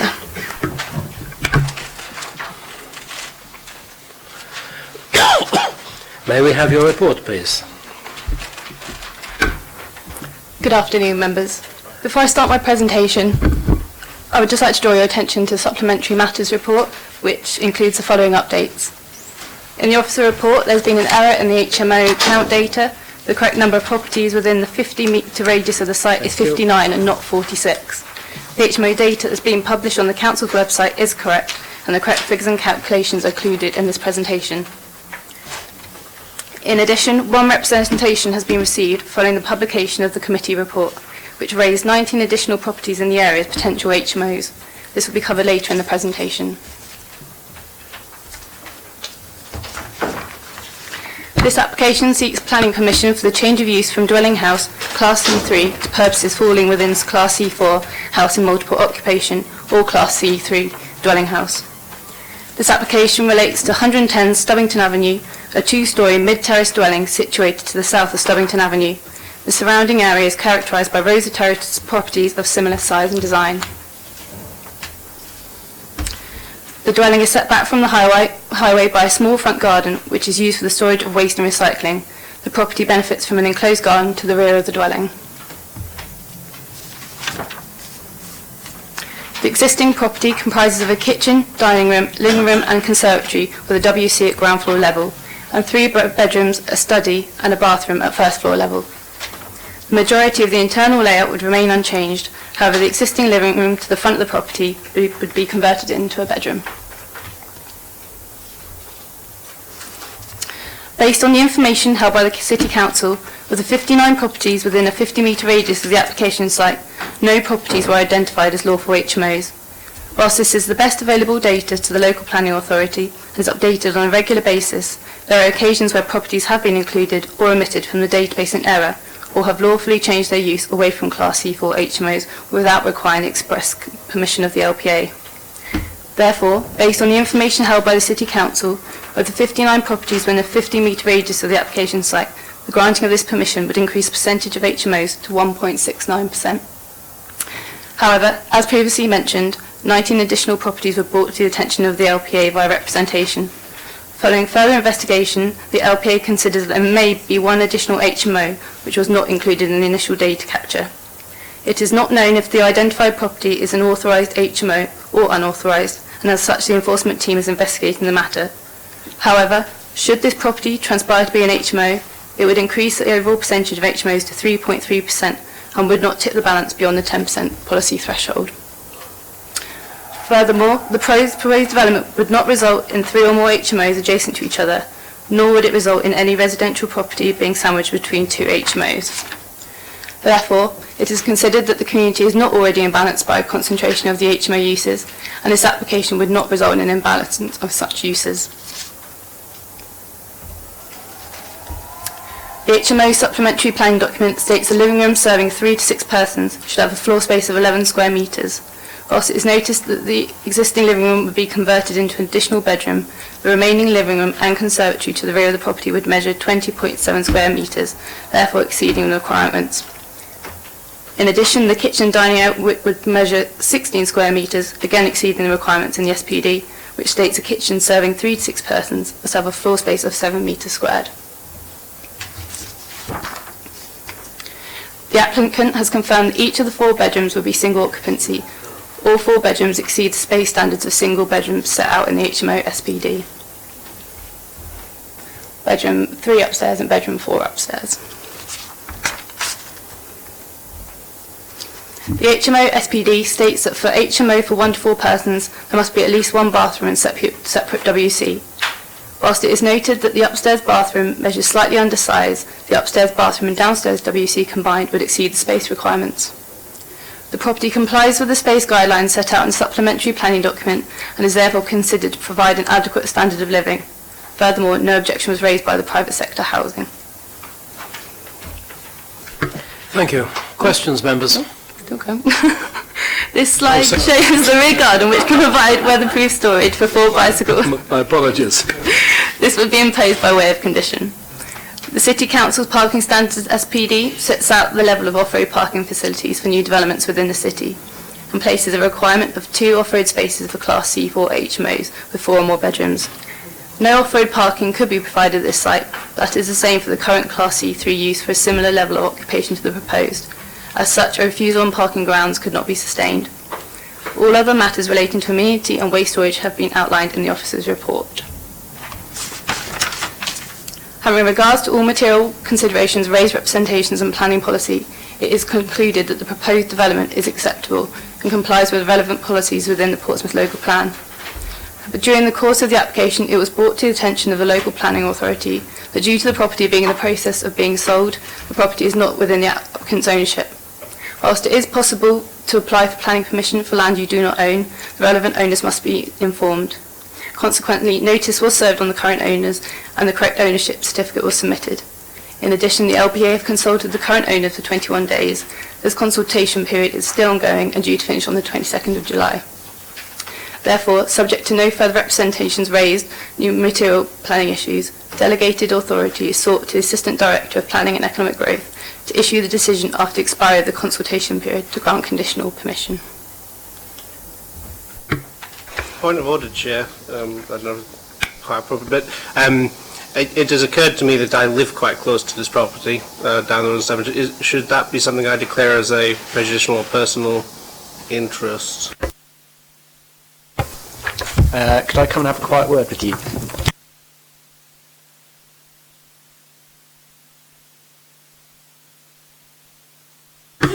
Thank you for the report. My apologies for interrupting you. It shows the enthusiasm of the chair. Members, whilst the quiet consultation is going on in the corner, are there questions on this planning application? Councillor Udi. That was a lovely presentation, by the way. It was great. I just want to clarify that the person that has applied for this change of use does not own that property, to say it in like layman's terms. Just like, yes. From the information I've been given, they do not own the property. Councillor Hunt. Yeah, similarly, thank you very much for your presentation and today. I'm going to step out of the room for this application. Okay, we will call you back at the end of this item. I just wondered, does the council have any rules about outside loos? Yes, I was wondering the same thing. Just want to know, because there's an outside loo here, by the look of it. Yeah. Yeah. Oh, yes. Wait. Do we want to encourage that sort of thing? If it's 1955. Just find the layout plan.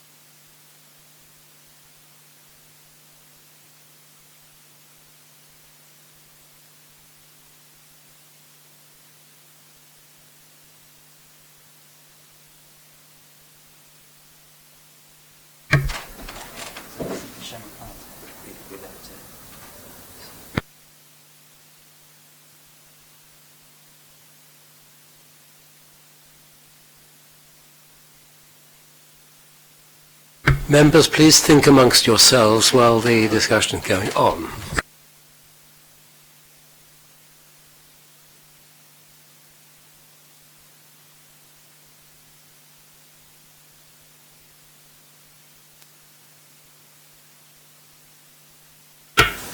Chair, can I suggest a 5-10 minute adjournment? Can we do that mid-item?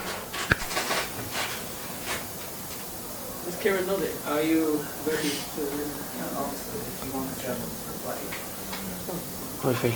to Do you want more time to discuss this? 5 minutes. No, you're okay. No, we have the response coming now. I suggest we crack on because we've got a long agenda today after these 5 planning applications. Mr. Manley.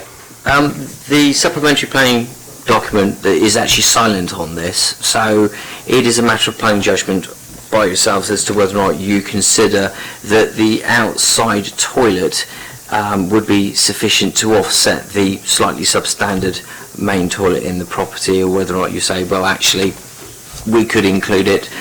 So it is a matter of judgment for you to make that decision on, but as I say, the SPD is silent, unfortunately, so there is no guide that specifically excludes it. I don't want a question, I'll move from waiting. Councillor Pitt, Councillor Smythe, Councillor Jonas. Mine is just that I know that I won't get a vote, but I feel I must be excused now for 5.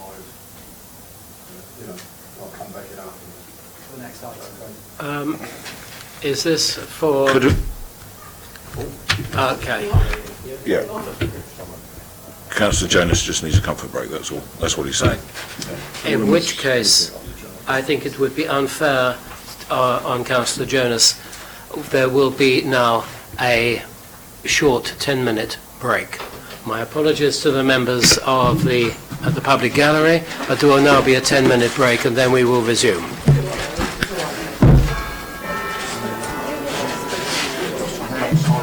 Trying to get up, yeah. That was uncommon though. Excuse me, Judith. Sorry. You're right. I was just wondering if you happened to know at full council yesterday which way Lynn Stagg voted with the parking plan motion. Yes, I think she voted oddly, and I think in favour? I think she did. Because it's not enough, because I got the numbers right. 14 people voted against it. I wouldn't stand up in court and say so, but that was my impression. Okay. So you can ask somebody else in the Labour group who would have seen, but I'm sure she did. In fact, I'll check with, I'll see if everyone's gone. I mean, actually, to be fair, there's no reason why she wouldn't vote. No, because it's it was just... her motion was a extension of that. Yeah, and as far as I can tell, it's not making any change to what they're doing at the moment. It's just adding on an additional strategic plan. It's not saying stop what you're doing. No, I think it was. I did think about it at the time, and I think it was quite consistent. I don't think you can make out inconsistency. It didn't. Just because somebody votes against your amendment doesn't mean to say you can't vote against the amendment. Yeah. So I think it was okay, but I did notice it, and I thought at the time that's very. I didn't see what way she voted. No, 14 people voted against. And I think you're right. But I don't think it's not. No.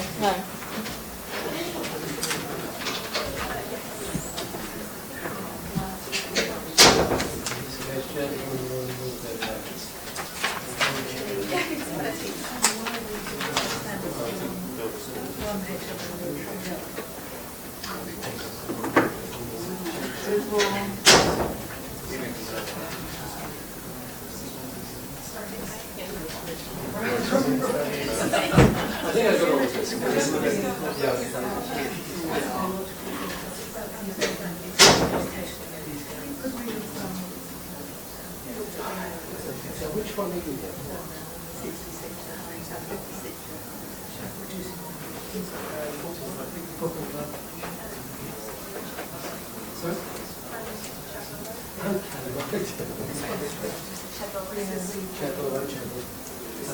I don't think this one's ready.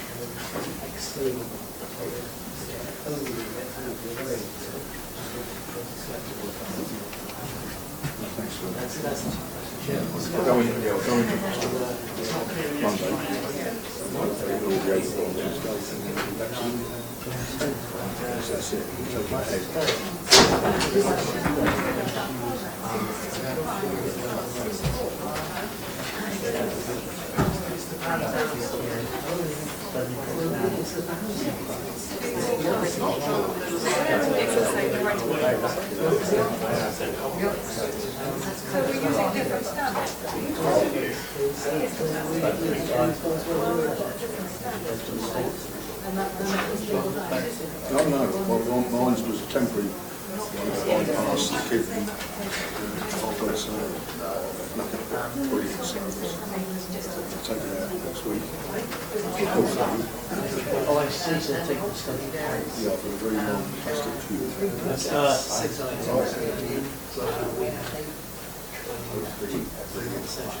You all have to bring them back. There's always someone worse off.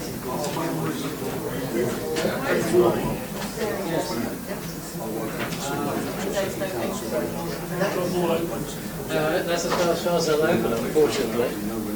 That's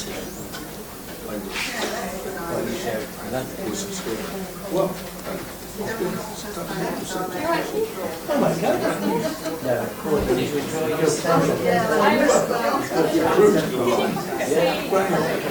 You were still there for the car plan? Are you there for the car plan? Yes. 14 people voted against it on the sources of the motion. So that's not which games you vote trying to work out I know, I said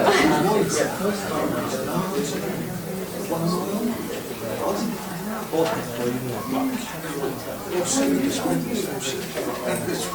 free of all that, all my lot's going.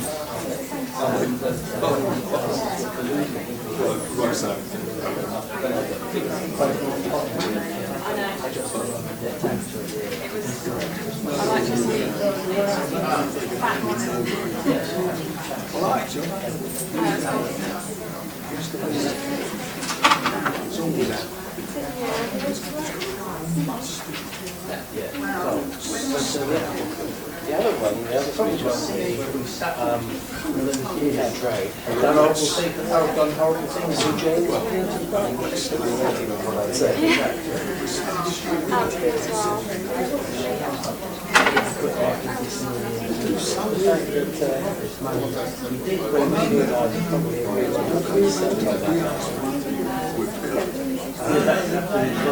But at least I think it's confident is it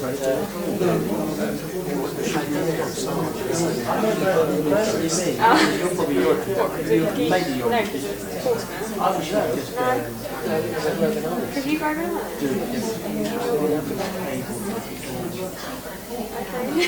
Didn't know this. No, I knew that you lived in Africa. How often are you there then?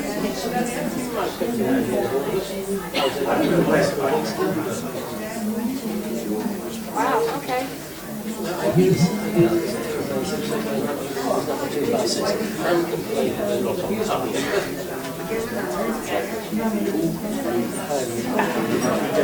I also want to check with the parking plan, it's not saying, because it was passed, it's not saying we'll stop what's currently being done, the rolling programme, and carry out the citywide, it's just we'll also do a citywide review, just a review, like a plan.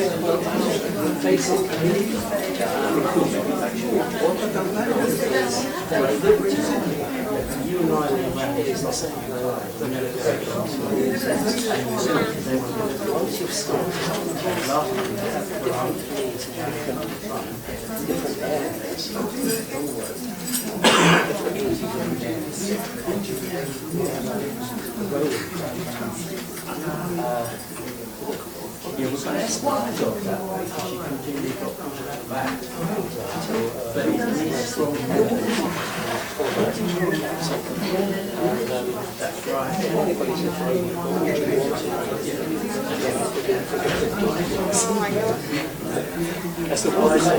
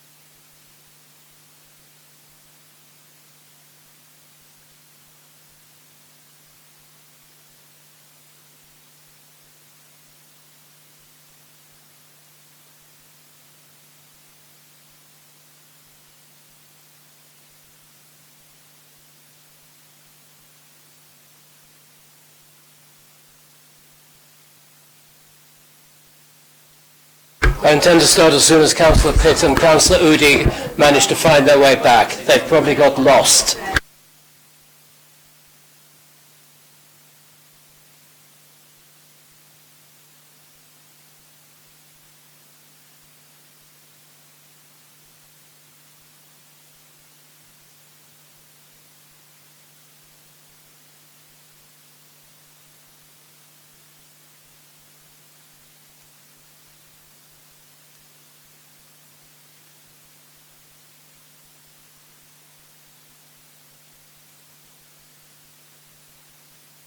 Members,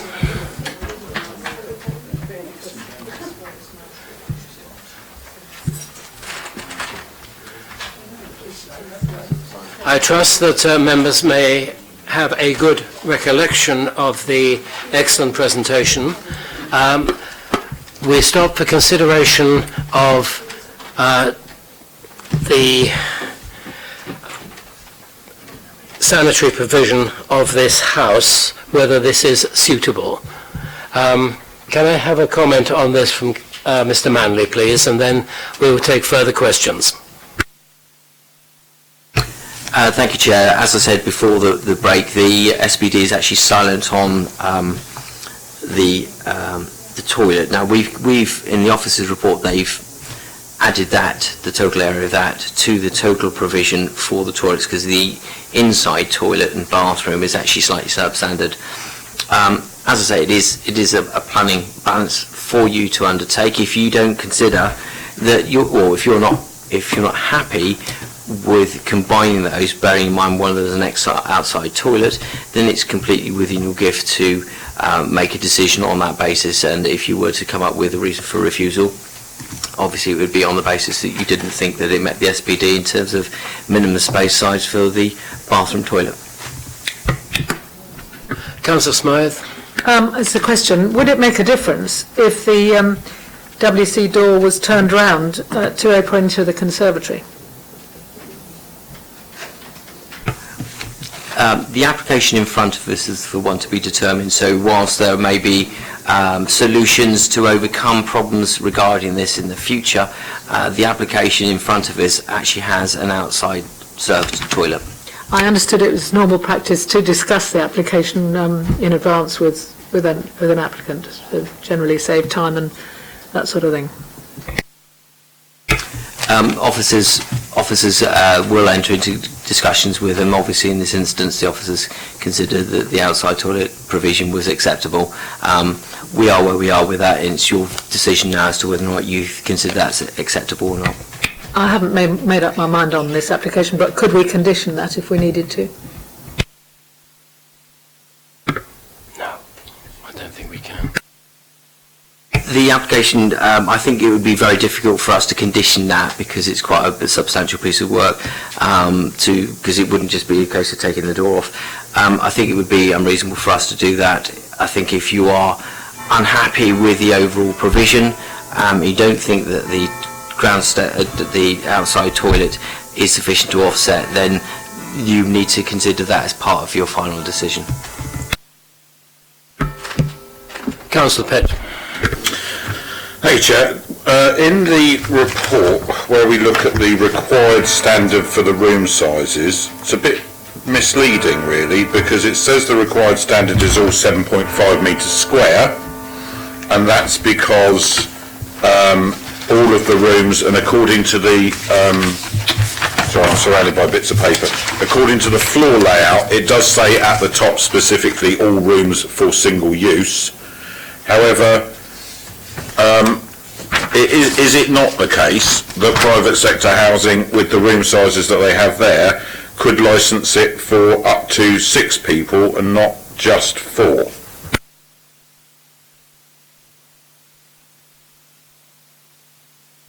Yes, that's correct.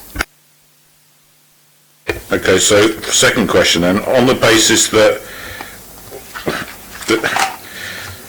it's asked, the report is asking us to look at this as if a maximum of 4 people can live there, but planning consent of C4 would enable up to 6 people to live there, and although there is a separation between licensing and planning, nevertheless, I think that is misleading because it should be telling us what the potential occupancy could be. And the reason I say that is the previous application that we looked at did. And we have to have consistency between how these things are presented to us to come to a balanced view. So on that basis, I would say that the report is not helpful and could actually make us think that the maximum of 4 people are going to live here. Is that fair? I think it's setting out what the applicant's intentions are, but the grant of planning permission for C4, if there's space for up to 6 persons, is for up to 6 persons. And I accept the point that it probably would have been helpful under the required standard, maybe to have put 7.5 square metres / 11.5 square metres to help that understanding that some of those rooms would be of a size capable of accommodating 2 persons, obviously up to a maximum of 6 in the building. Other questions, members? Councillor Hunt? I had 2. Look, I'm totally dim, okay? You just have to get used to it. Can I agree with you? Thank you. So we're talking here about ensuite, I might be dim, but I get it right. About ensuite 1, and is the area provided is 2.84 metres, and the required standard is unspecified. So what does that line mean? If I don't understand it, how can Mr. and Mrs. Bloggs who come in here even begin to understand it? There is no requirement. Am I the right report? No, you're not. Well, I've gone forward then. There you are. 16's all you want. 16. Right. I need to say you do, you already did. Yeah. So I'm particularly concerned, so that, I've gone forward, I beg your pardon. So the power of technology, and people are watching this, so I've gone forward. A member of the public has called in. I'm very happy to ask the question. Is the fact that is it not implicit in the SPD that all the facilities should be inside the building? I mean, it's just not common sense, or you say it's silent, but is it not implicit that all these facilities will actually be inside the building?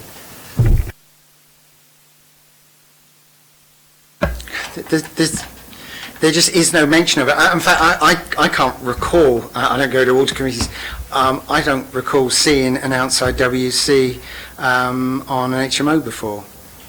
So, for example, we could go put the kitchen outside, or if we move into this kind of realm, we've got all sorts of facilities outside. You know, into the kitchen, into the conservatory, things like this. So it's not a very good thing that we need to talk about.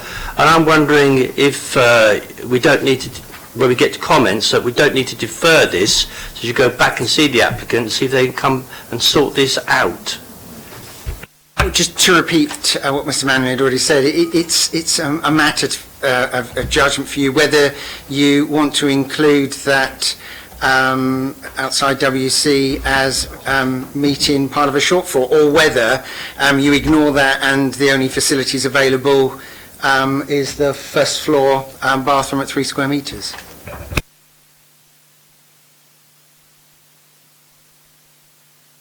Comments, members? Councillor Udi got in before Councillor Pitt. Right then. So what we're looking at here is that we've potentially got a landlord, and watch my words here, is coming in, maybe thinking about buying the building and turning it into a HMO. I know he's going to try and maybe do the C3, C4, the dual use or whatever, but to here, they know if they add the bathrooms up, it hits the required space standard, but I reckon we could definitely fight that being an outside toilet. The study there, they haven't even been bothered to even say, well, I'll convert the house and include the study and make a bigger bedroom. It is plainly obvious that they're coming in to see, because they could probably get away at appeal, maybe fighting this about the toilet space, but I really think that they just couldn't be bothered. They're chancing it with us.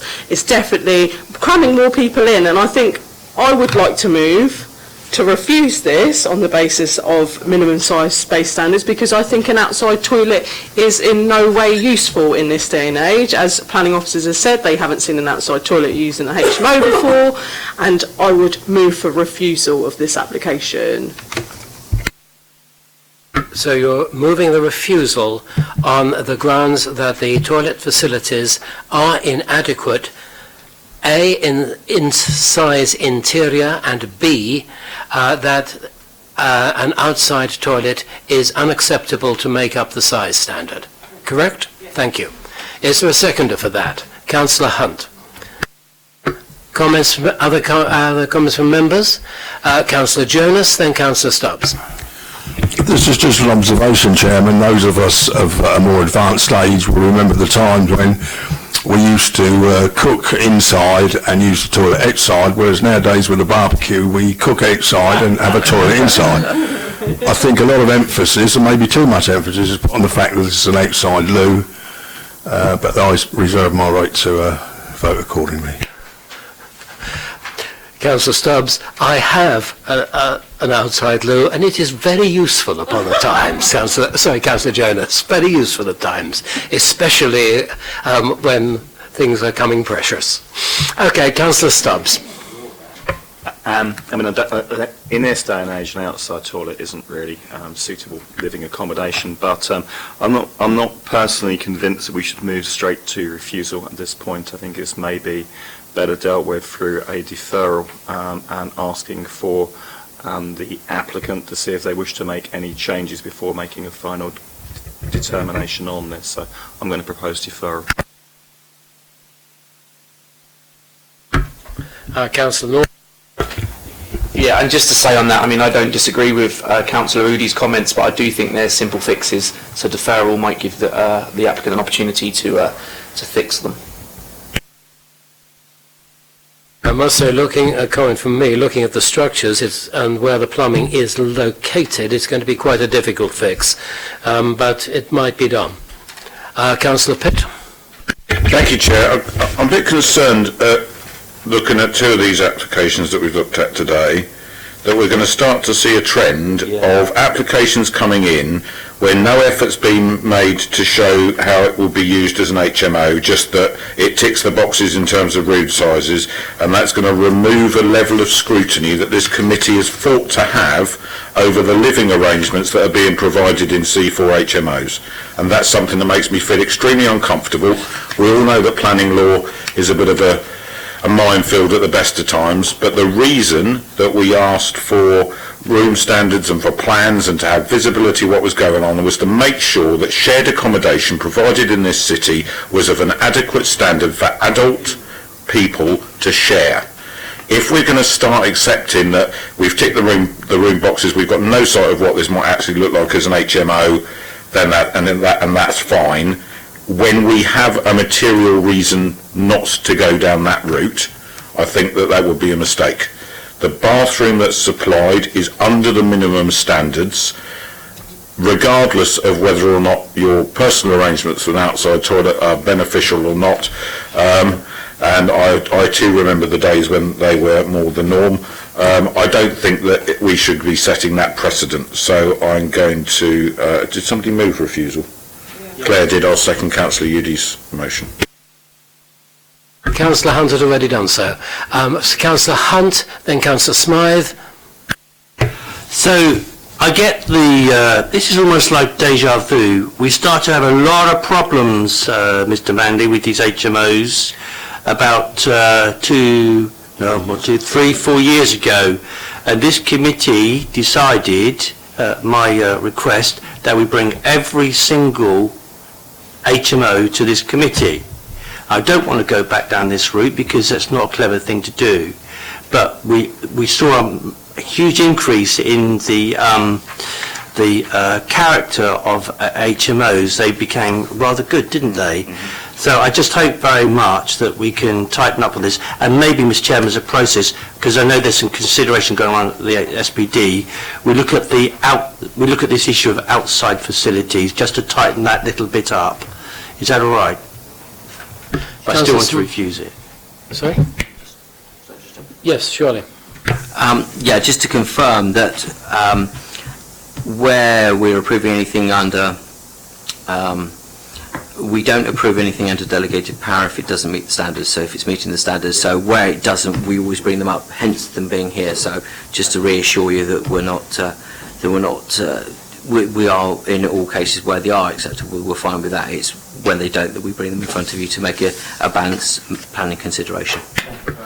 Right, Councillor Smythe. I mean, this WC at the back, the outdoor one, could have been turned around, I think, and it hasn't been. It's a great shame. But because at the moment, what it does is to give, it doesn't get rid of the other objection I have to it, which is if you're living in one of the bedrooms, I certainly wouldn't fancy the long walk down the stairs right through the kitchen dining room, where people may be having their breakfast, long past the lounge and outside and into the rain in my 90s. So I think it's unacceptable.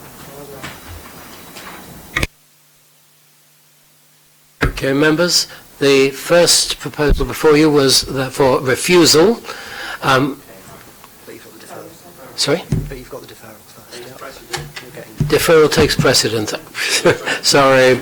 Those members who are in favour of deferral, please show. Those members against deferral, please show. We are not deferring. We therefore come to the recommendation for refusal. Those in favour of refusal, please show. That is unanimous. Planning application is refused. We now come to number 56 Shadwell Road. I would advise members that one of the deputies, for very good reasons... Sorry, sir, can I... Chair, can we get Councillor Atkins in? Is that okay? Yes, sure. Thanks. Okay, sorry. Amazing one. Members, we have a number of deputations on this. One of the deputies, Mr. Smith, for good reason, is unable to present his own deputation. I have invited him to the table and I will read his deputation on his behalf. So can I have Mrs. Russell, Mr. Smith and either Dane Norman or Chris Park to the table, please.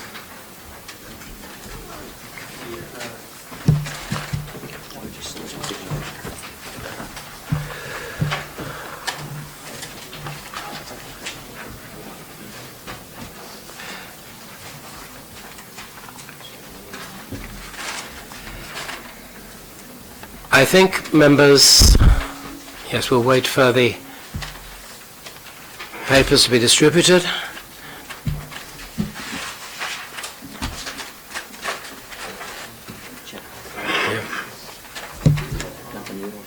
Sorry. Okay.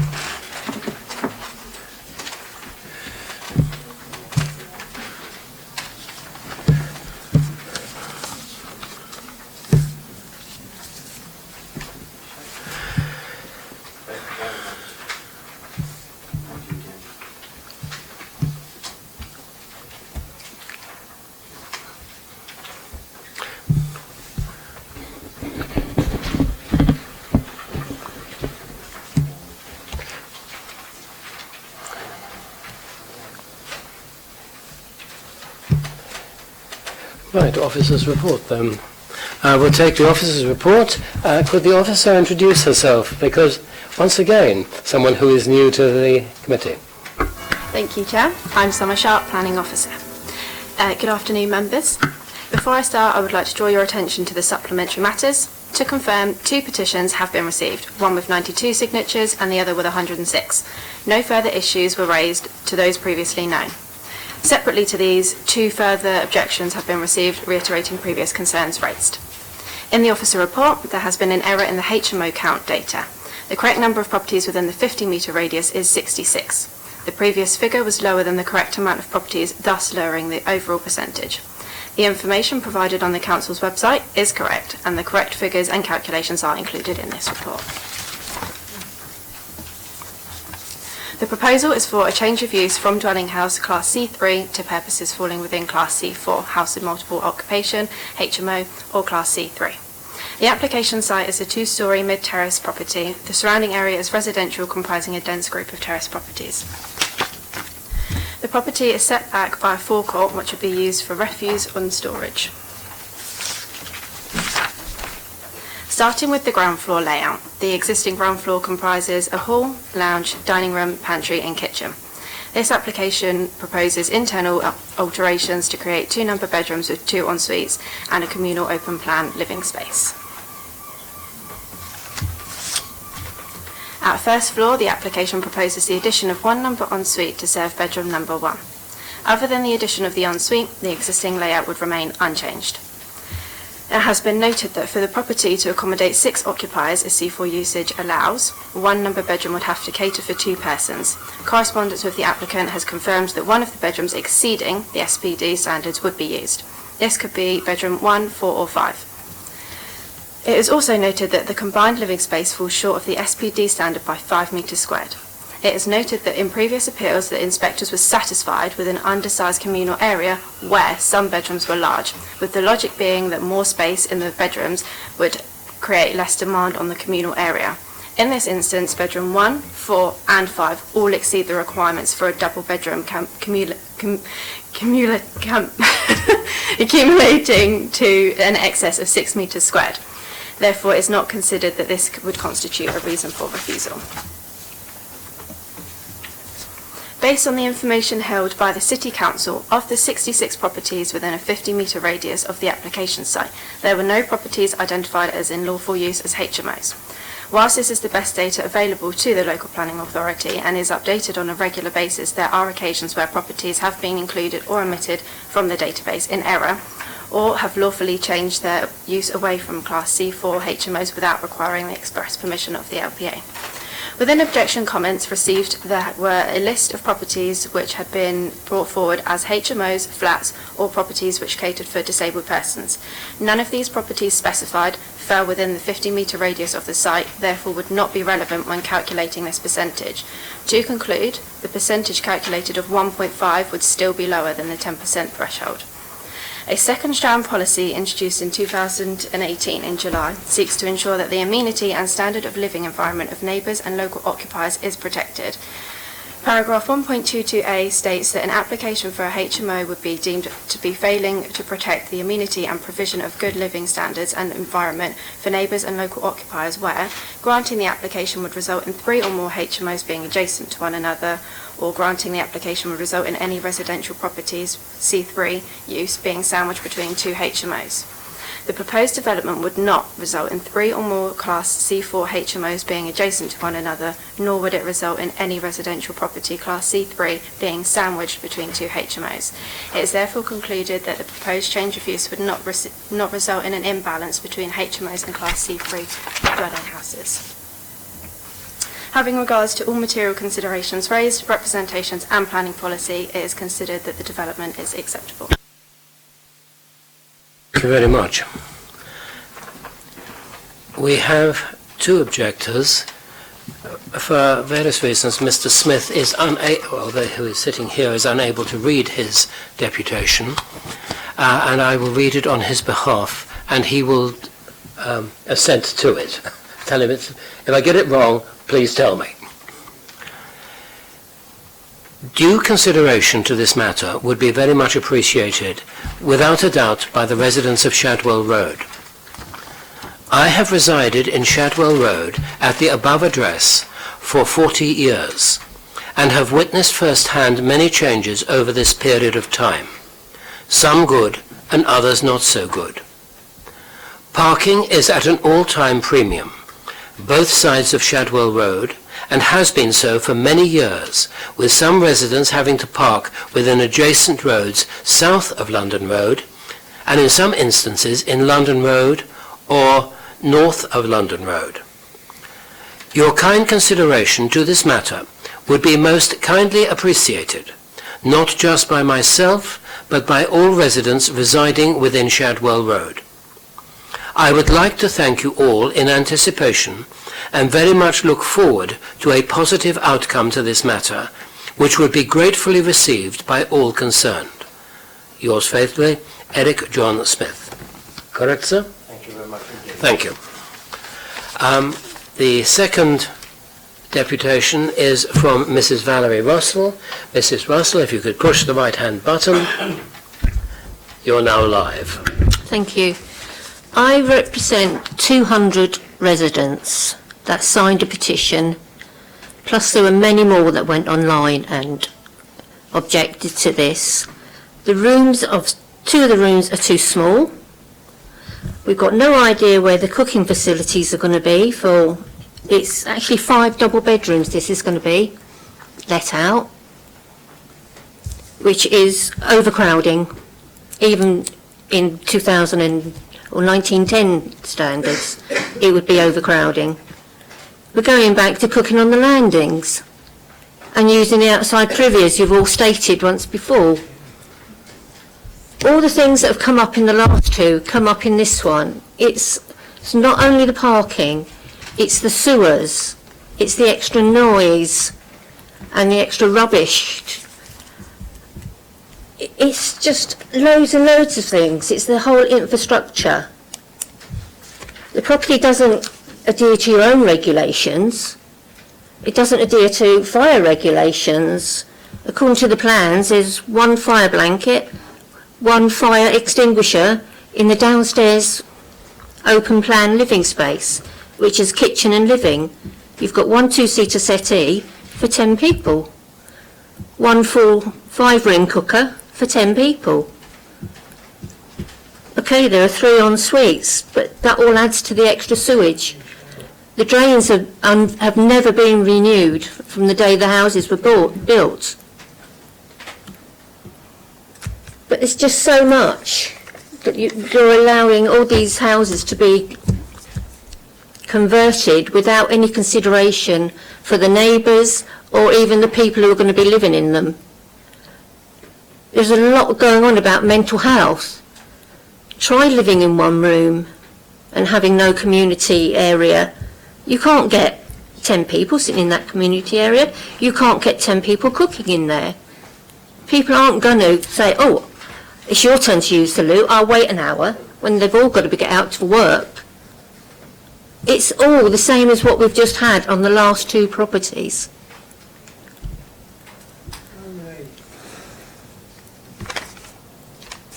Councillor Hunt's comments were really good. So were Councillor Pitts. You've just got to rethink what they've all just said to you. These houses are family homes, not doss houses. We've just got rid of 2 drug houses in Chadwell Road. We don't want another one, which is what this will probably end up as, because you don't know who's going to be living there. And 2 people per room, especially when a room is only, the smallest one is 10.22 metres, that's supposed to be for 2 adults to live there. There's also the possibility of 10 extra cars in the area, which we can't sustain. Other than that, there's not much else I can say because it's all been said with the other 2 properties. It's just landlords trying to make more money, squashing people into houses. You've seen it on the TV. All these immigrants that come over, buy the houses, and you get a whole family in one room, £100 a space for each person. It's just money making. That is a family home and it should be kept as one, and people shouldn't be forced to live like that. Thank you. Members, that the actual nature of the occupants, their origins, is not a planning consideration. Mr. Norman or Mr. Park, who is going to speak? Mr. Park, you have 6 minutes, sir. Thank you for the opportunity to talk today. We really wanted to come here just to provide some clarification around our plans, because as you've just heard, there's a lot of exaggeration going on. So the first clarification is we would only look to put 5 people in this property. It does state double bedrooms, but that's simply because the professional people that we would look to have living in this house like the additional space and like to have a double bed.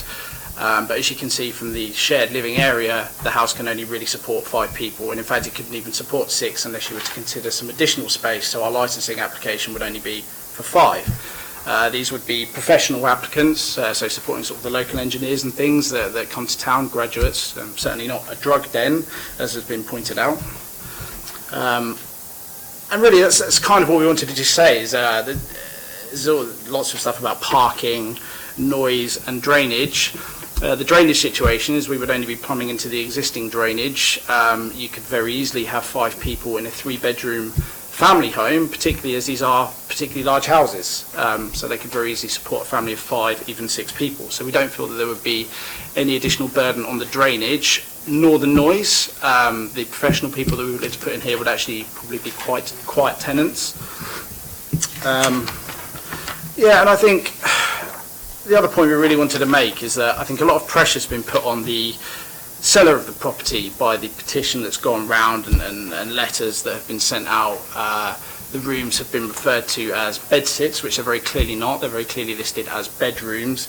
There's been a lot of talk of 10 occupants, 10 cars. We've never made any mention of that. That's a conclusion which has been jumped to because no one's taken the opportunity to come and discuss the plans with us. And it's something we would have liked to have done. Obviously, putting an HMO on the street, one of the first things we would do is go and try and talk to the neighbours and just make sure they're aware of our plans and what we would hope to do.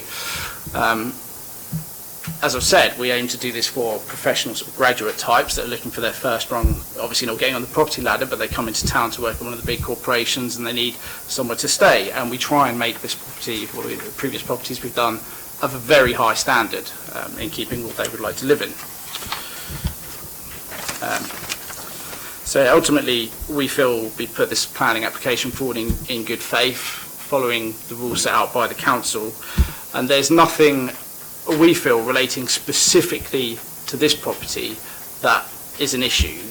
All the issues that have been highlighted are much more general, sort of parking, noise and things. There's nothing, for example, there are no outdoor bathrooms here, and the cooking for 5 people would take place in the kitchen where there's clearly indicated a 5-burner hob. So I don't think 56 Shadwell Road in isolation has any particular issues to be considered as an HMO. And we would also, sorry, just one final point, we also encourage tenants we would put in here to cycle rather than use cars. So potentially up to 5 vehicles, but most graduates that come to town don't bring cars, as we found in previous properties. Thank you very much.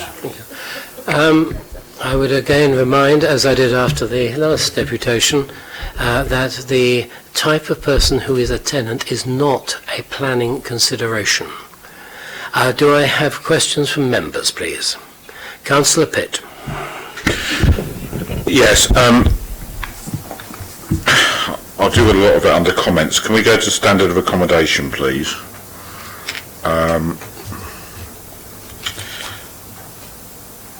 In the paragraph directly under the list of spaces, it says the open plan living space would fall short of the expected combined living space by approximately 5 metres square. In instances where the communal area is smaller than required and the bedrooms are larger than that required, the LPA can take 1 metre square from each room over 10 metres square. Doesn't that only apply if the room is going to be solely occupied? Because otherwise it'd be a waste of time having a space standard of 11.5 metres square for 2 people to occupy it.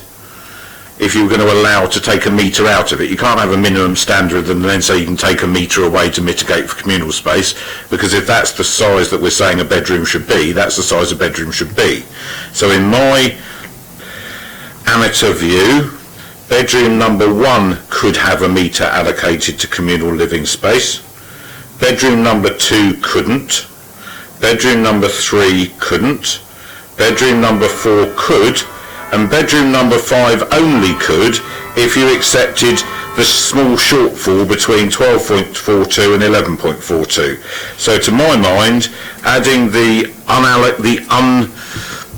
whatever you want to call it, allocated additional space allows for 2 or a maximum of 3 square metres to be added, not 5. Am I wrong? I'm following the logic.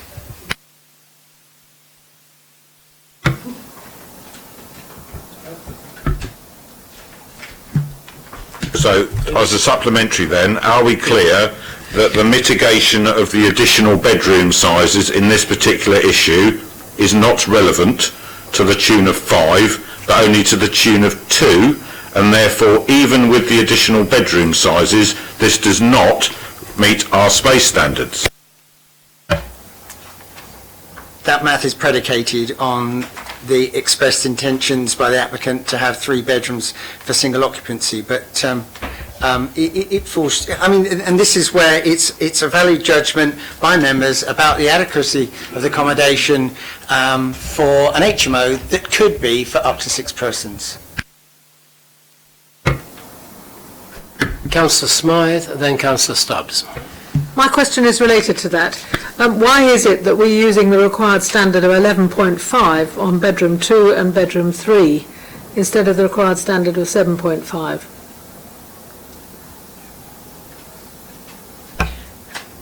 It may be helpful in the future if the required standards are specified as 7.5 square metres / 11.5 square metres, depending on whether it's single or double occupancy, the point already made by Councillor Pitt.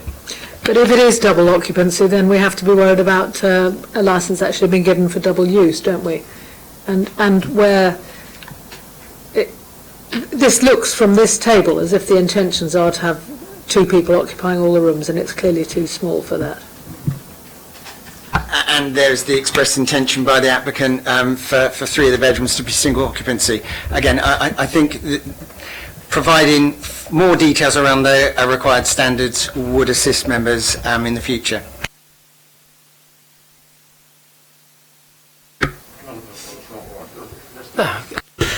Sorry. If members will indulge me for a minute. Even if we take that on board, it can only be 4, not 5. Because whichever way you slice it, it can't be all of them, because one of them's definitely going to be a double to have 5 people in there. So looking at that, because 12.42 would knock it under, this is not clear. We would have to specify very specifically which bedroom was able to have double occupancy in order for that offset to be relevant. Yeah. If we don't, we can't.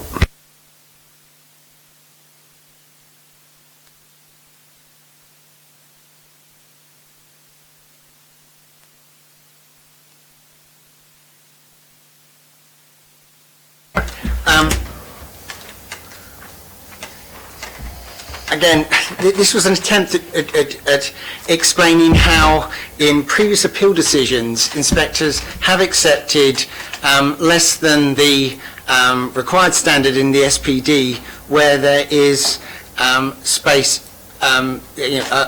bedrooms that are larger than the 7.5 square metres for single occupancy, perhaps hasn't been set out as clearly as it could have done. But even if there is still a small shortfall, it's still a balanced judgment around whether that accommodation on the ground floor is adequate for up to 6 persons. Councillor Atkins. I feel like this is getting slightly more confused rather than clearer. This application for planning permission would only allow 6 occupants. There is no possibility under this being occupied by 10 people. Is that not correct? Occupation for 10 would be a large house of multiple occupation, and that would be assessed.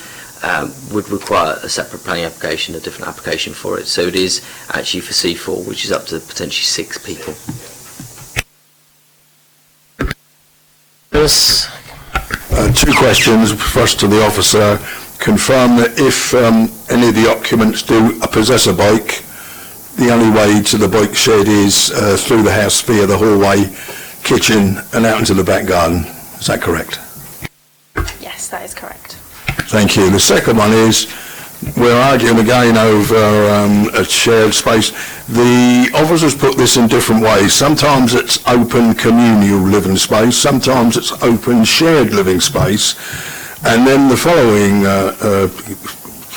sentences, just like Councillor Pitt and Councillor on my left said, really then, how can they take into consideration that someone's bedroom is bigger than it should be, because you're not going to go up and stand in it, are you? You know, if you're one of the other residents, well, it can't be counted as communal, somebody's private bedroom. I don't know how we have this into whoever came in with those rules. And so my final thing would be that as they don't meet the specifications, as we've already decided this afternoon, and they know what the specifications are, they, they've obviously been in contact with our rules and regulations. This falls short of what we are asking for. And I'm of a mind to refuse this application on those points. Thank you. Councillor Stubbs. Yeah, still on questions, Chairman. So the determination of the determination of HMO applications generally is quite formalistic. So, we as a committee are aware of things we cannot take into account. So we don't take into account, for an example, parking because it's not permitted. And if we did, we would get stamped on an appeal, and we're all aware of that. And we have the 50-metre rule, and that's quite a clear-cut line as well, and the space standards is quite clear cut. So I'm quite intrigued in this particular application where we have this thing about subtracting 1 metre squared. Now, I've seen quite a number of HMO reports, I'm sure other committee members have, and I've not seen that specified in that way before. And I mean, there's been it's been sort of implied, as we discussed on some of the earlier applications, that inspectors have accepted an argument that you cannot meet the space standards for the communal area if you're over on the living room, but we've never, over on the bedrooms. We've never had it laid out in a formula before. Is there any particular policy basis behind this? Because, I mean, I'm concerned that that might be a reasonable thing to do. I mean, that might very well be a perfectly reasonable policy to have, but it should be as a policy rather than something which is applied in the case of a particular application. It should be a general policy across the board or not.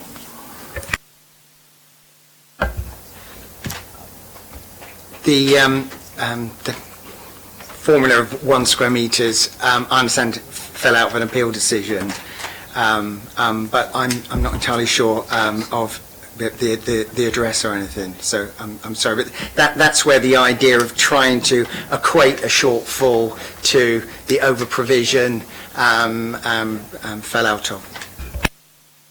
A comment almost out of that, which is when the SPD is updated as part of the local plan, I think whatever this council's policy is should be made completely explicit so we know what's on which side of the line. Certainly, I think that is a very good point, Councillor Stubbs, and I will ask the officers concerned to take that on board. Councillor Atkins. So far, with this one, we've been talking just about mainly about the communal area. They're being put forward as double bedrooms, which means two of the bedrooms, bedroom 2 and bedroom 3, actually falls short. One by about 0.8 of a metre, one by more than a metre of the required standard. That surely is a factor that also has to be taken into account as they're put forward as double bedrooms, or should we consider that less significant because they potentially could have been put forward as single bedrooms and therefore been valid? Back to the answer that I gave a little earlier, that I think it would be helpful to members if it's referenced 7.5 square metres and 11.5, but it should have been referenced as single occupancy, and it is in excess of the requirement rather than the double that it's, some of them there's a small shortfall on, yeah. In coming to comments, I would remind members in this that C4 use does only allow a maximum of 6 occupants, and there are 5 bedrooms, 2 of which we have been concerned about, and the open plan living space. So can I have comments from members, please? Councillor Hunt, then followed by Councillor Norton. Well, I'm sorry to disappoint anybody, but I've listened to everyone. There's clear concern across the committee today. One of the reasons it's here, we've heard the officers, that when something falls short of the city council's, the local planning authorities' standards, is going to come to the committee. I'm grateful for that, Mr. Manley. So in this case, we've got 2 rooms which don't meet the requirements, and a communal area which don't meet requirements. So for those reasons, I'm going to agree with Councillor Jonas. And second is a proposal to refuse on those grounds, which have been touched upon at the other end of the table as well by Matt. Look, the other thing I want to talk about too is more practicalities and living in places. I mean, I got a mate, I was around his house the other day, we were watching a movie, and we were at the front lounge. The house has been configured well, and we were at the front lounge and we were watching a movie. We were not loud, we'd had a couple of drinks, we weren't being noisy, but the guy in the back room upstairs, at the top stairs, way at the other side, came down, was absolutely furious because he could hear the TV. And you've got to get up at 5 o'clock in the morning. So these are the practicalities you've got to deal with when people are living, separate lives and independently. It's a bit different when you're your family.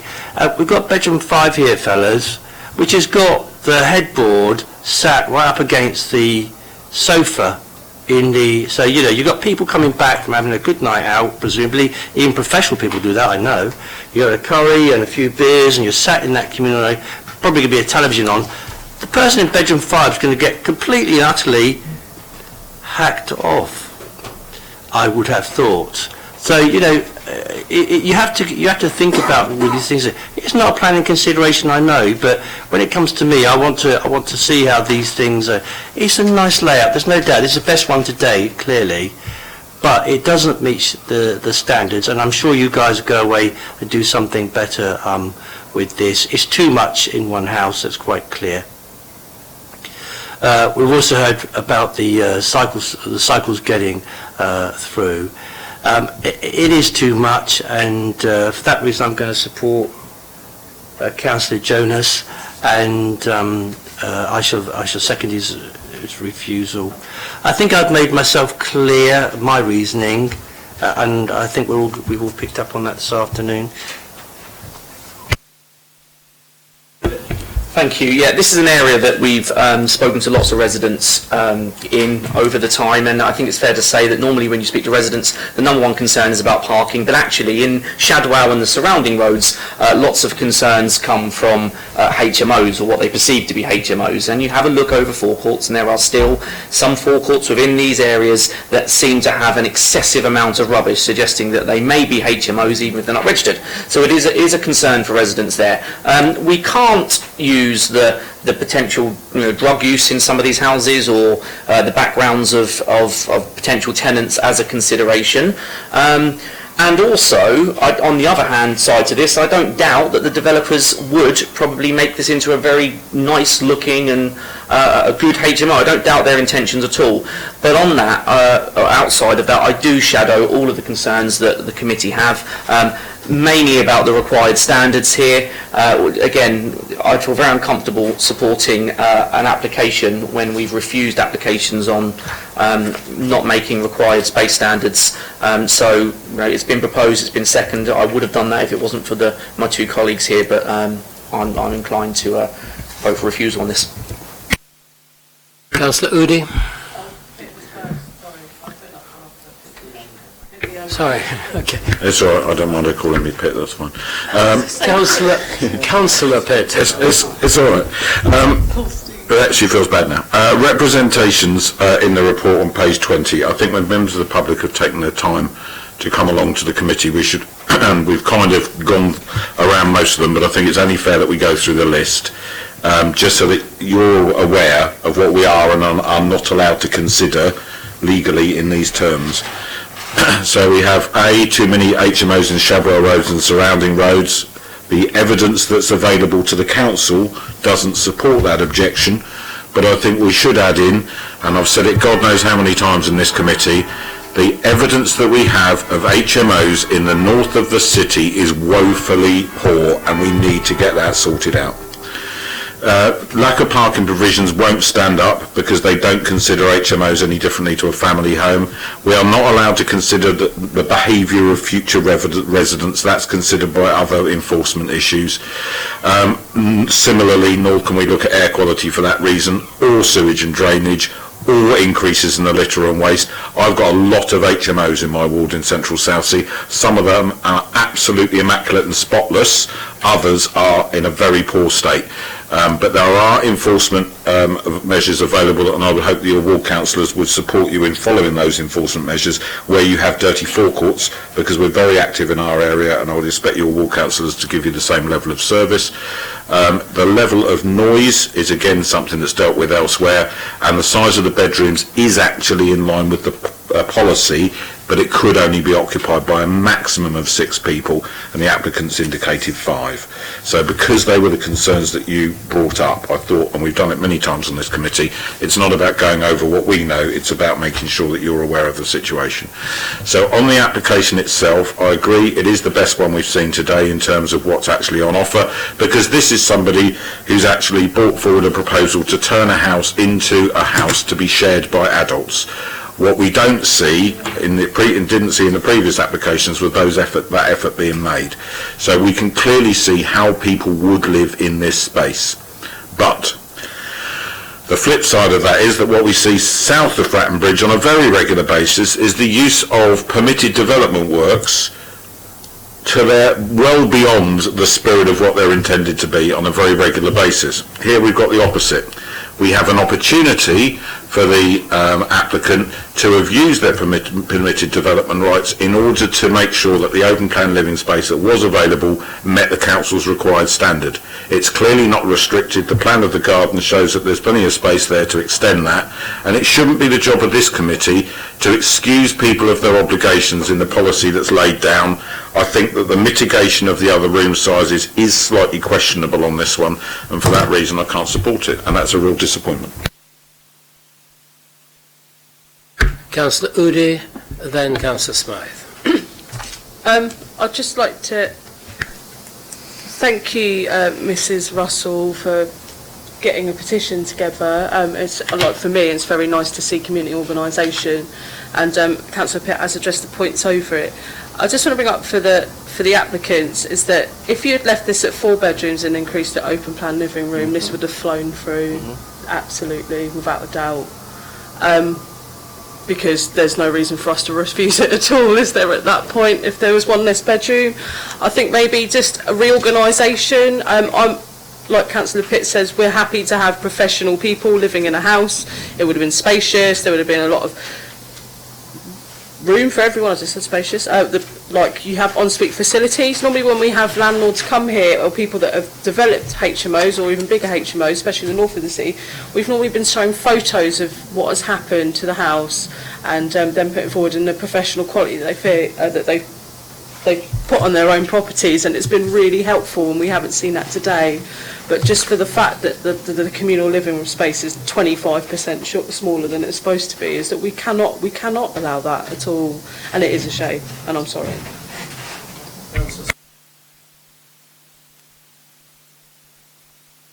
So, thank you. This is a small comment, but I think bedroom 5 not only suffers from the only place you can put a bedhead being exactly where people are going to be watching television, as Councillor Hunt said, but also there's been no trouble taken at all to get rid of the door in the bedroom. I think ground floor doors in a bedroom are pretty scary for most people, and that significantly reduces the capacity of that sleeping space. I know it measures up, but it's that pinch point in the middle makes it almost impossible to put furniture in. So I think that's another thing that makes me not like this very much. Councillor Atkins. Yeah, I do want to speak up slightly in support of the developers and also be honest with residents about what the likely results of this are going to be. This is obviously a high standard HMO, I would say, from the number of en-suites you're putting in, and from the size of the bedrooms, size of most of the bedrooms at least, from a double bed perspective, and if they were single bedrooms, bedroom 2 and 3, the size of those bedrooms would also be quite generous. I actually live in a house quite similar to this at the moment, have done because I'm a house hunting. And so, you know, there are perfectly reasonable people who want to live in these things, but there are residents' concerns that HMOs obviously create that we can't consider. Actually, in my house on Stubbington Avenue, it does contribute to the parking problem, and it is likely that more cars will turn up than 2. But that is not something we can consider in this planning committee, because at national level we've been told we can't. And with a very small number of modifications, this is going to go through without potentially even coming before committee, because it'll simply meet all of the standards, and if we were to turn it down, it'll be approved on appeal. So you could either turn bedroom 2 and 3 into a single bedroom and make more communal space out of bedroom 5, or in the one that I live in, a conservatory on the end of the open plan living space, taking it over the limit.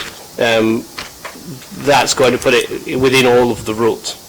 So I think this is going to be an HMO, and I want to be honest with residents that I think actually there's not going to be much this planning committee is going to be able to do eventually to stop this being an HMO. I'm not going to propose the report today. I'll abstain on it. I think the writing's probably on the wall for the application today, because this falls short of required communal living area. It's going to be occupied by 5 people, and the amount of space available for 5 people in it, in the communal area, doesn't meet our standards, and today we are wanting to enforce our standards strictly, but in time it's highly likely this is going to become an HMO because of the ability to quite easily meet the rules, and the standard actually is quite high, and I think the tenants that you will get living here when it eventually happens will be people who will be relatively quiet, relatively professional, non-disruptive in their personal life. I think you probably do have the potential to get parking issues, but unfortunately that's not something we can consider. Councillor Norton, then a comment from the chair, and then we will move to the vote. Yeah, I just wanted to share Councillor Udi's thanks, you beat me to it there, in thanking the residents for engaging in their community, really. It's not easy to set up a petition, but it really is helpful when we get comments and residents' views on things like this, so thank you. So, no, unless you, Councillor Udi, you would like to ask the lady a question. Would you like to ask a question, or Yeah, frame it as a Jason question? said that we didn't contact him. We didn't know who he was or where to contact him, apart from going and knocking on his front door in the ridings. You could have come to the neighbours. My name and address has been in the paper. You could have just knocked on the bloke who lives next door. We went and saw Susanna last week and we couldn't find her. We tried to contact all of you. Well, no one's been... Okay, if we can now come back to the issue in hand.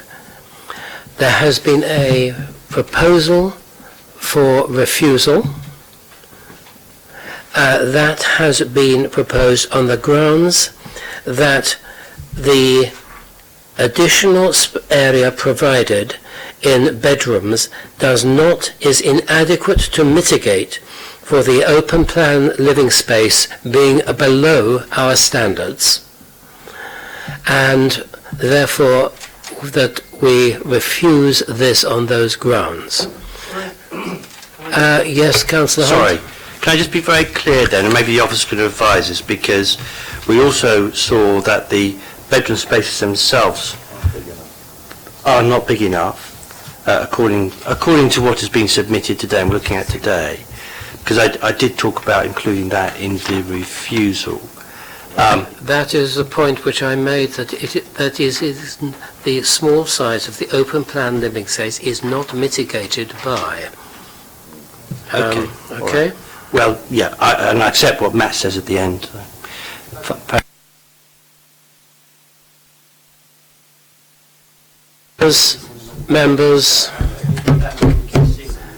Members, we have a proposal for refusal. Can I see those who are in favour of refusal of this application? Please show. Can I say those against? Those who are abstaining. The application is refused on the grounds which have been stated. Thank you very much. Thank you for your deputations.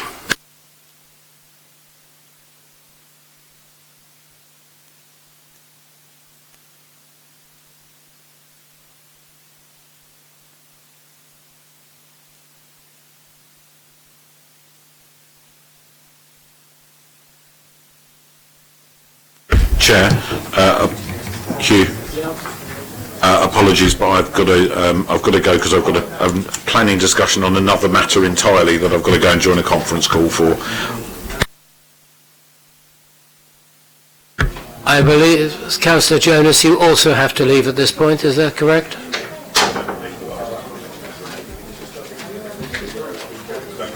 Oh, you've got a meeting which has been cancelled.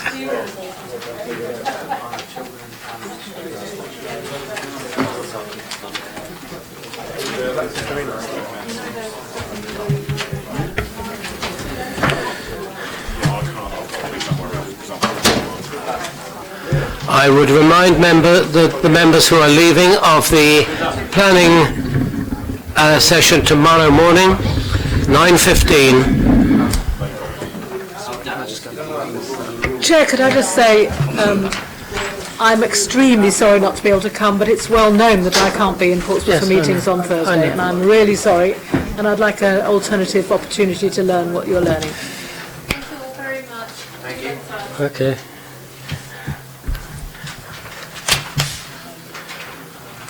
May I have Mr. Matthew pick up to the table, please? Chairman, can I also ask just for advice when the solicitor returns? I note what it says in the report about why it's at the committee. Do the Conservative members need to make any form of declaration? Right. Do the Conservative members need to make any form of declaration at this point?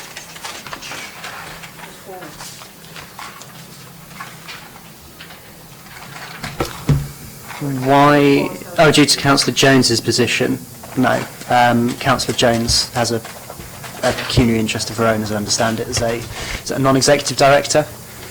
That doesn't affect you. Councillor Udi. What about when Boris held up the Portsmouth City Football Club T-shirt the other week? That may be fine, but I don't think that constitutes a reason that you should not sit. Mr. Johnson you can't is not escape on the that way.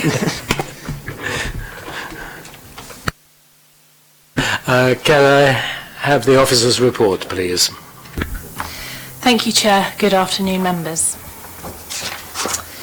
The application relates to the south stand there and there of Fratton Park, which lies north of Carisbrook Road. The south stand currently comprises a two-tier terrace of seating, walkways and stairs leading to ground level. Directly south of the site is a row of terrace houses that form Carisbrook Road. The gardens of these properties are situated on the boundary edge. Further south of the site exist rows of terrace houses leading to the matchday entrances of the ground. The site is located within Fratton Park and south side of Rodney Road as identified by policy PCS 7 of Portsmouth Plan. Towards the north of the site is the North Stand and the football club's car park, and further north of the wider football club is a light industrial site with various commercial uses. Beyond the eastern boundary of the wider football site is residential development, and beyond the western boundary is a Tesco store. Built in 1925, the south stand replaced the previous grandstand and for years was the only sheltered stand to the ground. The existing TV gantry was a much later addition to the stand. The design of the existing TV gantry has long since been superseded by the broadcasting requirements of today. The application seeks planning permission for both a replacement and enlargement of the existing TV gantry located within the north-facing roof plane of the south stand, together with the installation of 8 new floodlight columns, which would be evenly spaced for each side of the TV gantry.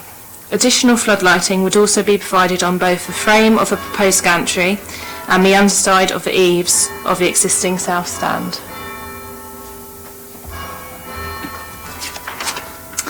The replacement TV gantry is required in order for the club to provide television broadcasters with modern-day, fit-for-purpose accommodation for their camera crews and match commentators.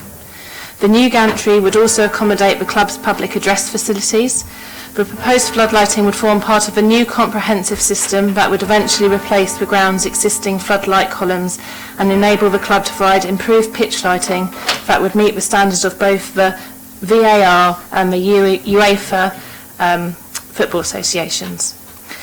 The application proposal is considered therefore to be compliant with policy PCS 7 as it would result in the improvement of the existing stadium with enhanced facilities. The proposed TV gantry has been designed in a manner which is considered to respect and reflect the character and appearance of the existing stand that was designed by the early 20th century football architect Archibald Leach. Similarly, the proposed floodlights are of a modest size and would appear proportionate to the size and scale of the south stand's roof. And you can see the 4 column floodlights on either side of the TV gantry. Due to the nature of the surrounding area, it is not considered that the development would be intrusive or out of keeping. Having regard to the above information, it is considered that the proposed television camera gantry and floodlighting to South Stand would be acceptable in design and character terms and would accord with the principles of the MPPF and policy PCS 23 of the Portsmouth Plan.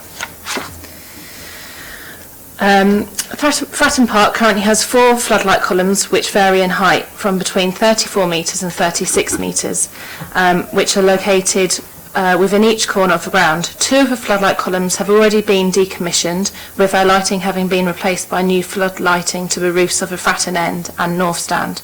The remaining 2 floodlight columns are to be decommissioned at the end of this season. The Environmental Health Team have reviewed the relevant documents and the submitted lighting scheme and recommend that a condition is applied to ensure the lights are switched off after 2300 hours. However, it is noted that the football club has hosted floodlit games at Fratton Park since 1963, where light has been emitted from the light clusters at the top of the 4 corner towers, which had a height of between 34 and 36 metres. The light spill from the original floodlight towers was far greater than from the currently proposed, much improved lighting scheme. It is noted that the LPA did not impose conditions on earlier applications for replacement floodlight towers, restricting their hours of use. Furthermore, no objections were received from local residents in relation to the proposal. Therefore, with regards to the above, it is not considered necessary or reasonable to impose a condition restricting hours of lighting. With regards to residential amenity, it's considered that the development would have little, if any, impact on local residents' enjoyments of their homes. The proposed lighting would be highly effective in providing a level of light on the pitch that would meet the standards of both VAR and UEFA. Additionally, the height above ground level of proposed floodlighting would be approximately 16 metres to 18 metres lower than the lighting provided by the original 4 floodlight columns. As such, the light spill from the ground floodlighting system would be significantly reduced and mostly contained within the immediate stadium interior. It is therefore considered that the proposed floodlighting would not significantly affect nearby residential amenity in terms of light spill. Again, given the nature and location of the proposed television camera gantry, it's not considered that this element of the proposal would unduly impact upon residential amenity in terms of loss of privacy, outlook or light. The Local Highways Authority raised no objection to the proposal subject to the lighting being fitted with a shield to prevent direct illumination on the public highway and causing driver distraction. As you can see, the lights are to be positioned along the roof of the south stand with supplementary lighting fixed to the underside of the eaves, providing an evenly lit pitch. The lights are to be set at a height lower than the south stand ridge to avoid light spill. In addition, it's noted the lights be fitted with a shield to the upper section and sides, and the lighting would be directed downward towards the pitch. It's therefore not considered the flood lighting would impact upon highway safety. So to conclude, the proposal would preserve the character and appearance of the football stadium and surrounding area. It would be proportionate to and in keeping with its purpose and function. It would not result in an unacceptable harm to residential amenities of the adjoining neighbours or the highway. The development would therefore comply with the objectives of the MPPF and the requirements of the Portsmouth Plan, and it's therefore recommended for conditional permission. Thank you. Thank you. Mr. Pickup. Thank you, Chairman. After your officer's very thorough presentation, I have nothing further to add, but would be happy to answer any questions should there be any from members. Thank you for that very comprehensive deputation, Mr. Pickup. Members, questions? Councillor Hunt? No? All right.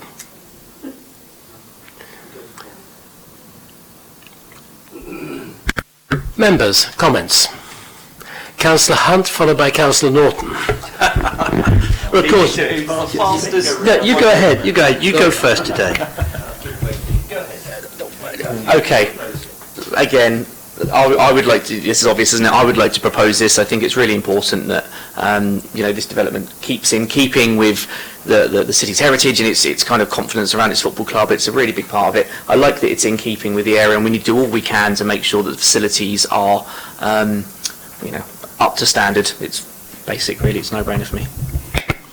Councillor Hunt? Yeah, I'm really pleased for the club and for all the people who enjoy sport in our city. This is a great sporting city. We have very good sporting facilities, and see the club to have recovered so quickly, thanks to its supporters and its members, to get to this stage. And we see all this progression with the buildings and with the team, gradually building a very strong team. So the ambition is there enormously, obviously. So it looks good. It looks all right, doesn't it? It's not upsetting anybody. It fits in. It's more progress for the sporting economy of the city, which is good news. So yes, I'm very happy to second it. Thank you. Councillor Pickup. Councillor Atkins. So It's all right, I it's would like late. to say that I'm very happy to support this application. I can't see any reason to refuse it, Tal. So just wanted to say that it's pleasing to hear that Portsmouth Football Stadium will now be VAR capable, so that controversial decisions can be properly adjudicated on in the future. Thank you.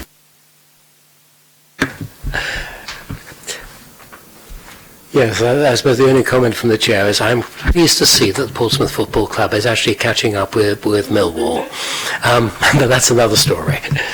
Any further comments? Proposed by Councillor Norton, seconded by Councillor Hunt. All those in favour, please show. That is unanimous. Thank you very much. We now move to item on the agenda concerning another matter, which is the appeal against non-determination at 14 Wisborough Road. I would remind members that we would have to go into closed session were anybody to make reference to the legal advice which you have there. If we can avoid making direct reference to that legal advice, I think we can keep it in open session. So, can you introduce this for us, please, Mr. Manley? You'll see the officers he's actually doing some photocopying at the moment. And here he is. This application, as you may recall, was brought before committee previously with a recommendation of approval, and there was a vote on the day to defer it because there was some queries and questions regarding the the recommendation and the appeal decision. Subsequent to that deferral, the application has now gone to an appeal. And so what we've got to do is we've brought the application back in front of you for members to consider the application again and actually provide us as officers with what would have been your recommendation should you be in a position to actually determine the application, so that we can then pass that on to the planning inspectorate as what the council's view would be, because obviously we can't do it from an officer's perspective because it was in front of you to determine.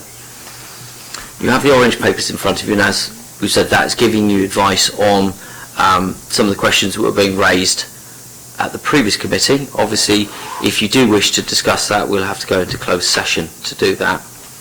So what we're going to do is, obviously it's on this part of the agenda. Matthew will do a presentation just to remind you of that, and obviously you need to take into consideration the advice received within the orange papers. One difference that you will see is that actually, as part of the recommendation, the previous recommendation was a recommendation for an approval. This is actually now coming forward with a recommendation of refusal, because between the application being viewed at the previous committee and now, the issue of nitrates has arisen. Obviously there's no mitigation associated with that at this moment in time, so you'll see the officer's recommendation is recommended accordingly with a change from the previous recommendation to what it is at the moment. So I'll pass you over to the officer to give his presentation. Thank you. Thank you, Sim. Good afternoon. Members may remember that this item was last at the April committee. There was deferred, and it's the subject of an appeal, as mentioned by Sim. So, for the benefit of members, the application relates to a mid-terrace property that is located on the northern side of Whisperer Road. The planning permission is sought for the change of use from Class C3/C4 to a 7-bedroom HMO, which is classed as sui generis.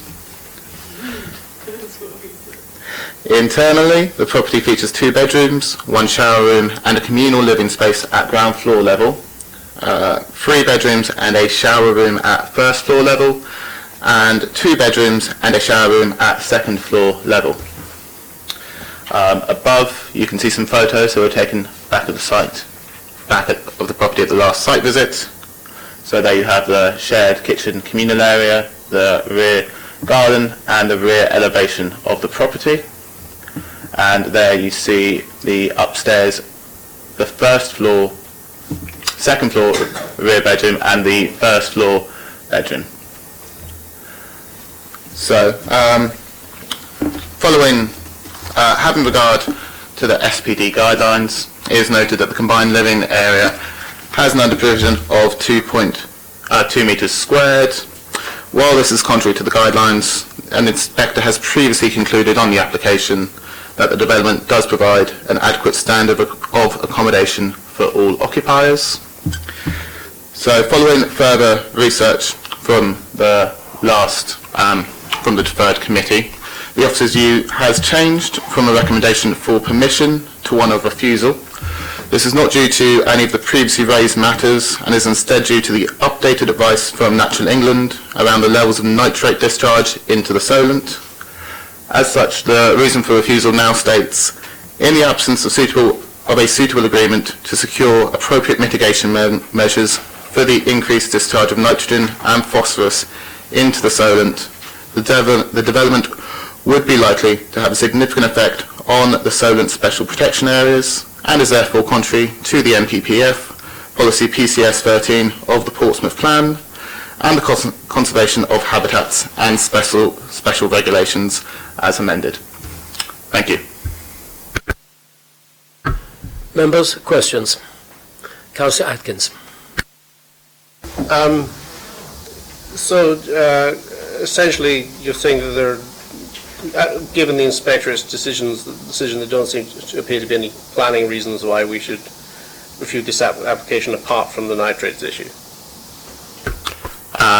That would be my view, yes, that'd be correct.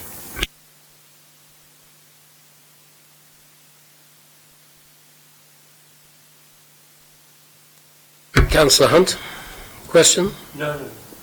Right. Comments? Right, Councillor Hunt, then Councillor Atkins. Yes, sure. Well, our hands are, and I'm sure everybody can say this, our hands are tied in this matter, clearly. And I shall have to wait and see what everybody else says, but clearly our hands are tied. That's what I can say. Councillor Atkins. More of a question, actually. Okay. Can we give permission to this application if we are so minded? We could. There is no reason why we could not. However, we would have problems with Natural England because we could not deal with the nitrogen issue. I meant to say we're actually being asked to give you advice on how to respond to an appeal. Right, sorry, your question is, are we basically empowered to do anything with this application? No, the planning inspectorate has the power to determine the application. However, as part of the process that the planning inspectorate will go through, they'd like to know what we might have done with it, or would have done with it. So we could say you might be given a permission? Well, you could, but the inspectorate's still going to be looking for justification as to why you've done that. That's where you need to still be, directing yourselves as if you were hypothetically determining it today, but of course you're not.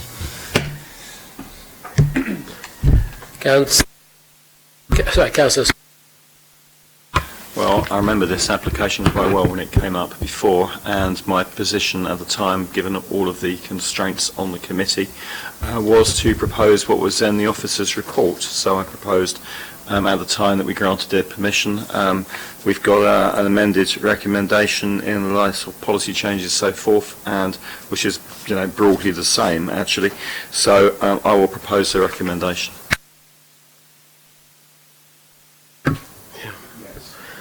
Do I have a seconder for that? Councillor Smythe. Any further comments from members? Councillor Udi, then Councillor Atkins.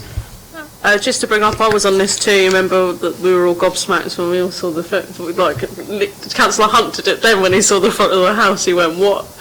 Because it was tiny, and we deferred it because we had a couple of questions to ask about why it had been over the appeal and how it wouldn't affect local amenity, and we thought that we still kind of, well, I certainly thought that it did still impact local amenity. But I'm willing to bend the knee at the officer's recommendations of refusal on the basis of the nitrates issue right now, because otherwise I feel like I might get shouted at by other people and sort of anything. But so please, but I'm still bitterly disappointed with the state of that student house. It's unreal. It's making me upset again. Cheers. Councillor Atkins. I'm not sure if there's anything on the basis of which I can propose on the basis of it, but were this to be decided before me, I would be proposing to grant planning permission on the basis that I am not of the opinion that a development of this nature is likely to discharge nitrate or phosphorus or contribute to eutrophication in the soil protected area, as I believe that the sources of such eutrophication are clearly from farming and not from residential development. Whilst I think we are all aware that the nitrate problem is not a problem which is caused in any great extent by this city, the situation following legal challenge is that we are required to ensure that our developments are nitrate neutral. We are being blamed for other people's misdemeanours, especially people with nice large gardens in the leafy suburbs of Fareham and of Gospel and of Havant. But we are where we are. With respect, I don't agree that is the legal position. There is one of our statutory consultees has reached a particular ruling on the subject, but I think the ruling is erroneous when you take the special circumstances of Portsmouth City itself into account, and I think that the legal precedent in question is not sufficiently clear, as it's not been decided in the case of Portsmouth as yet, that Portsmouth is contributing to nitrate and eutrophication in the Solent. Can I have Kevin on that? Yes. Right. I touched earlier upon the fact that to depart from Natural England's view as a statutory consultee, the Council would be held to a test of cogent, compelling reasons for departing from that view. It's not to say that's impossible, but I would be concerned about whether we have any scientific evidence to remove beyond all scientific doubt, is then the second test, as to whether we could defend that position. Did I understand that yours was a comment and not a proposal? Comment was that were this an application before me, I would be proposing permission.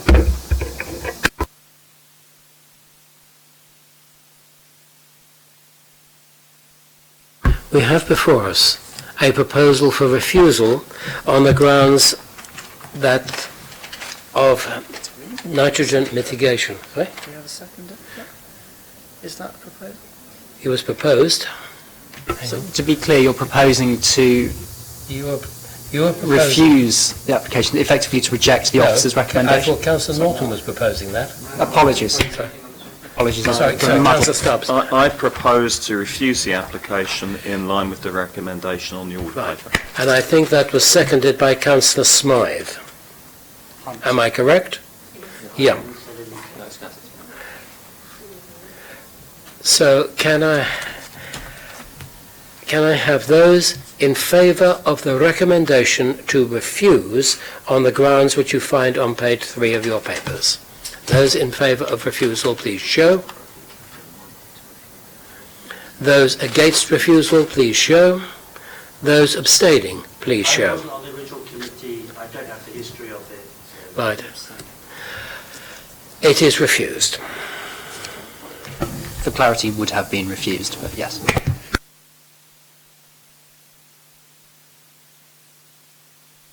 The position which we can go to the planning inspectorate with is, had this come to the committee would have refused it on the grounds, in the absence of a suitable agreement to secure appropriate mitigation measures for the increased discharge of nitrogen and phosphorus into the Solent, and so on.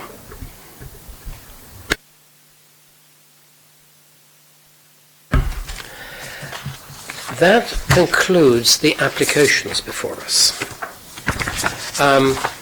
We now move...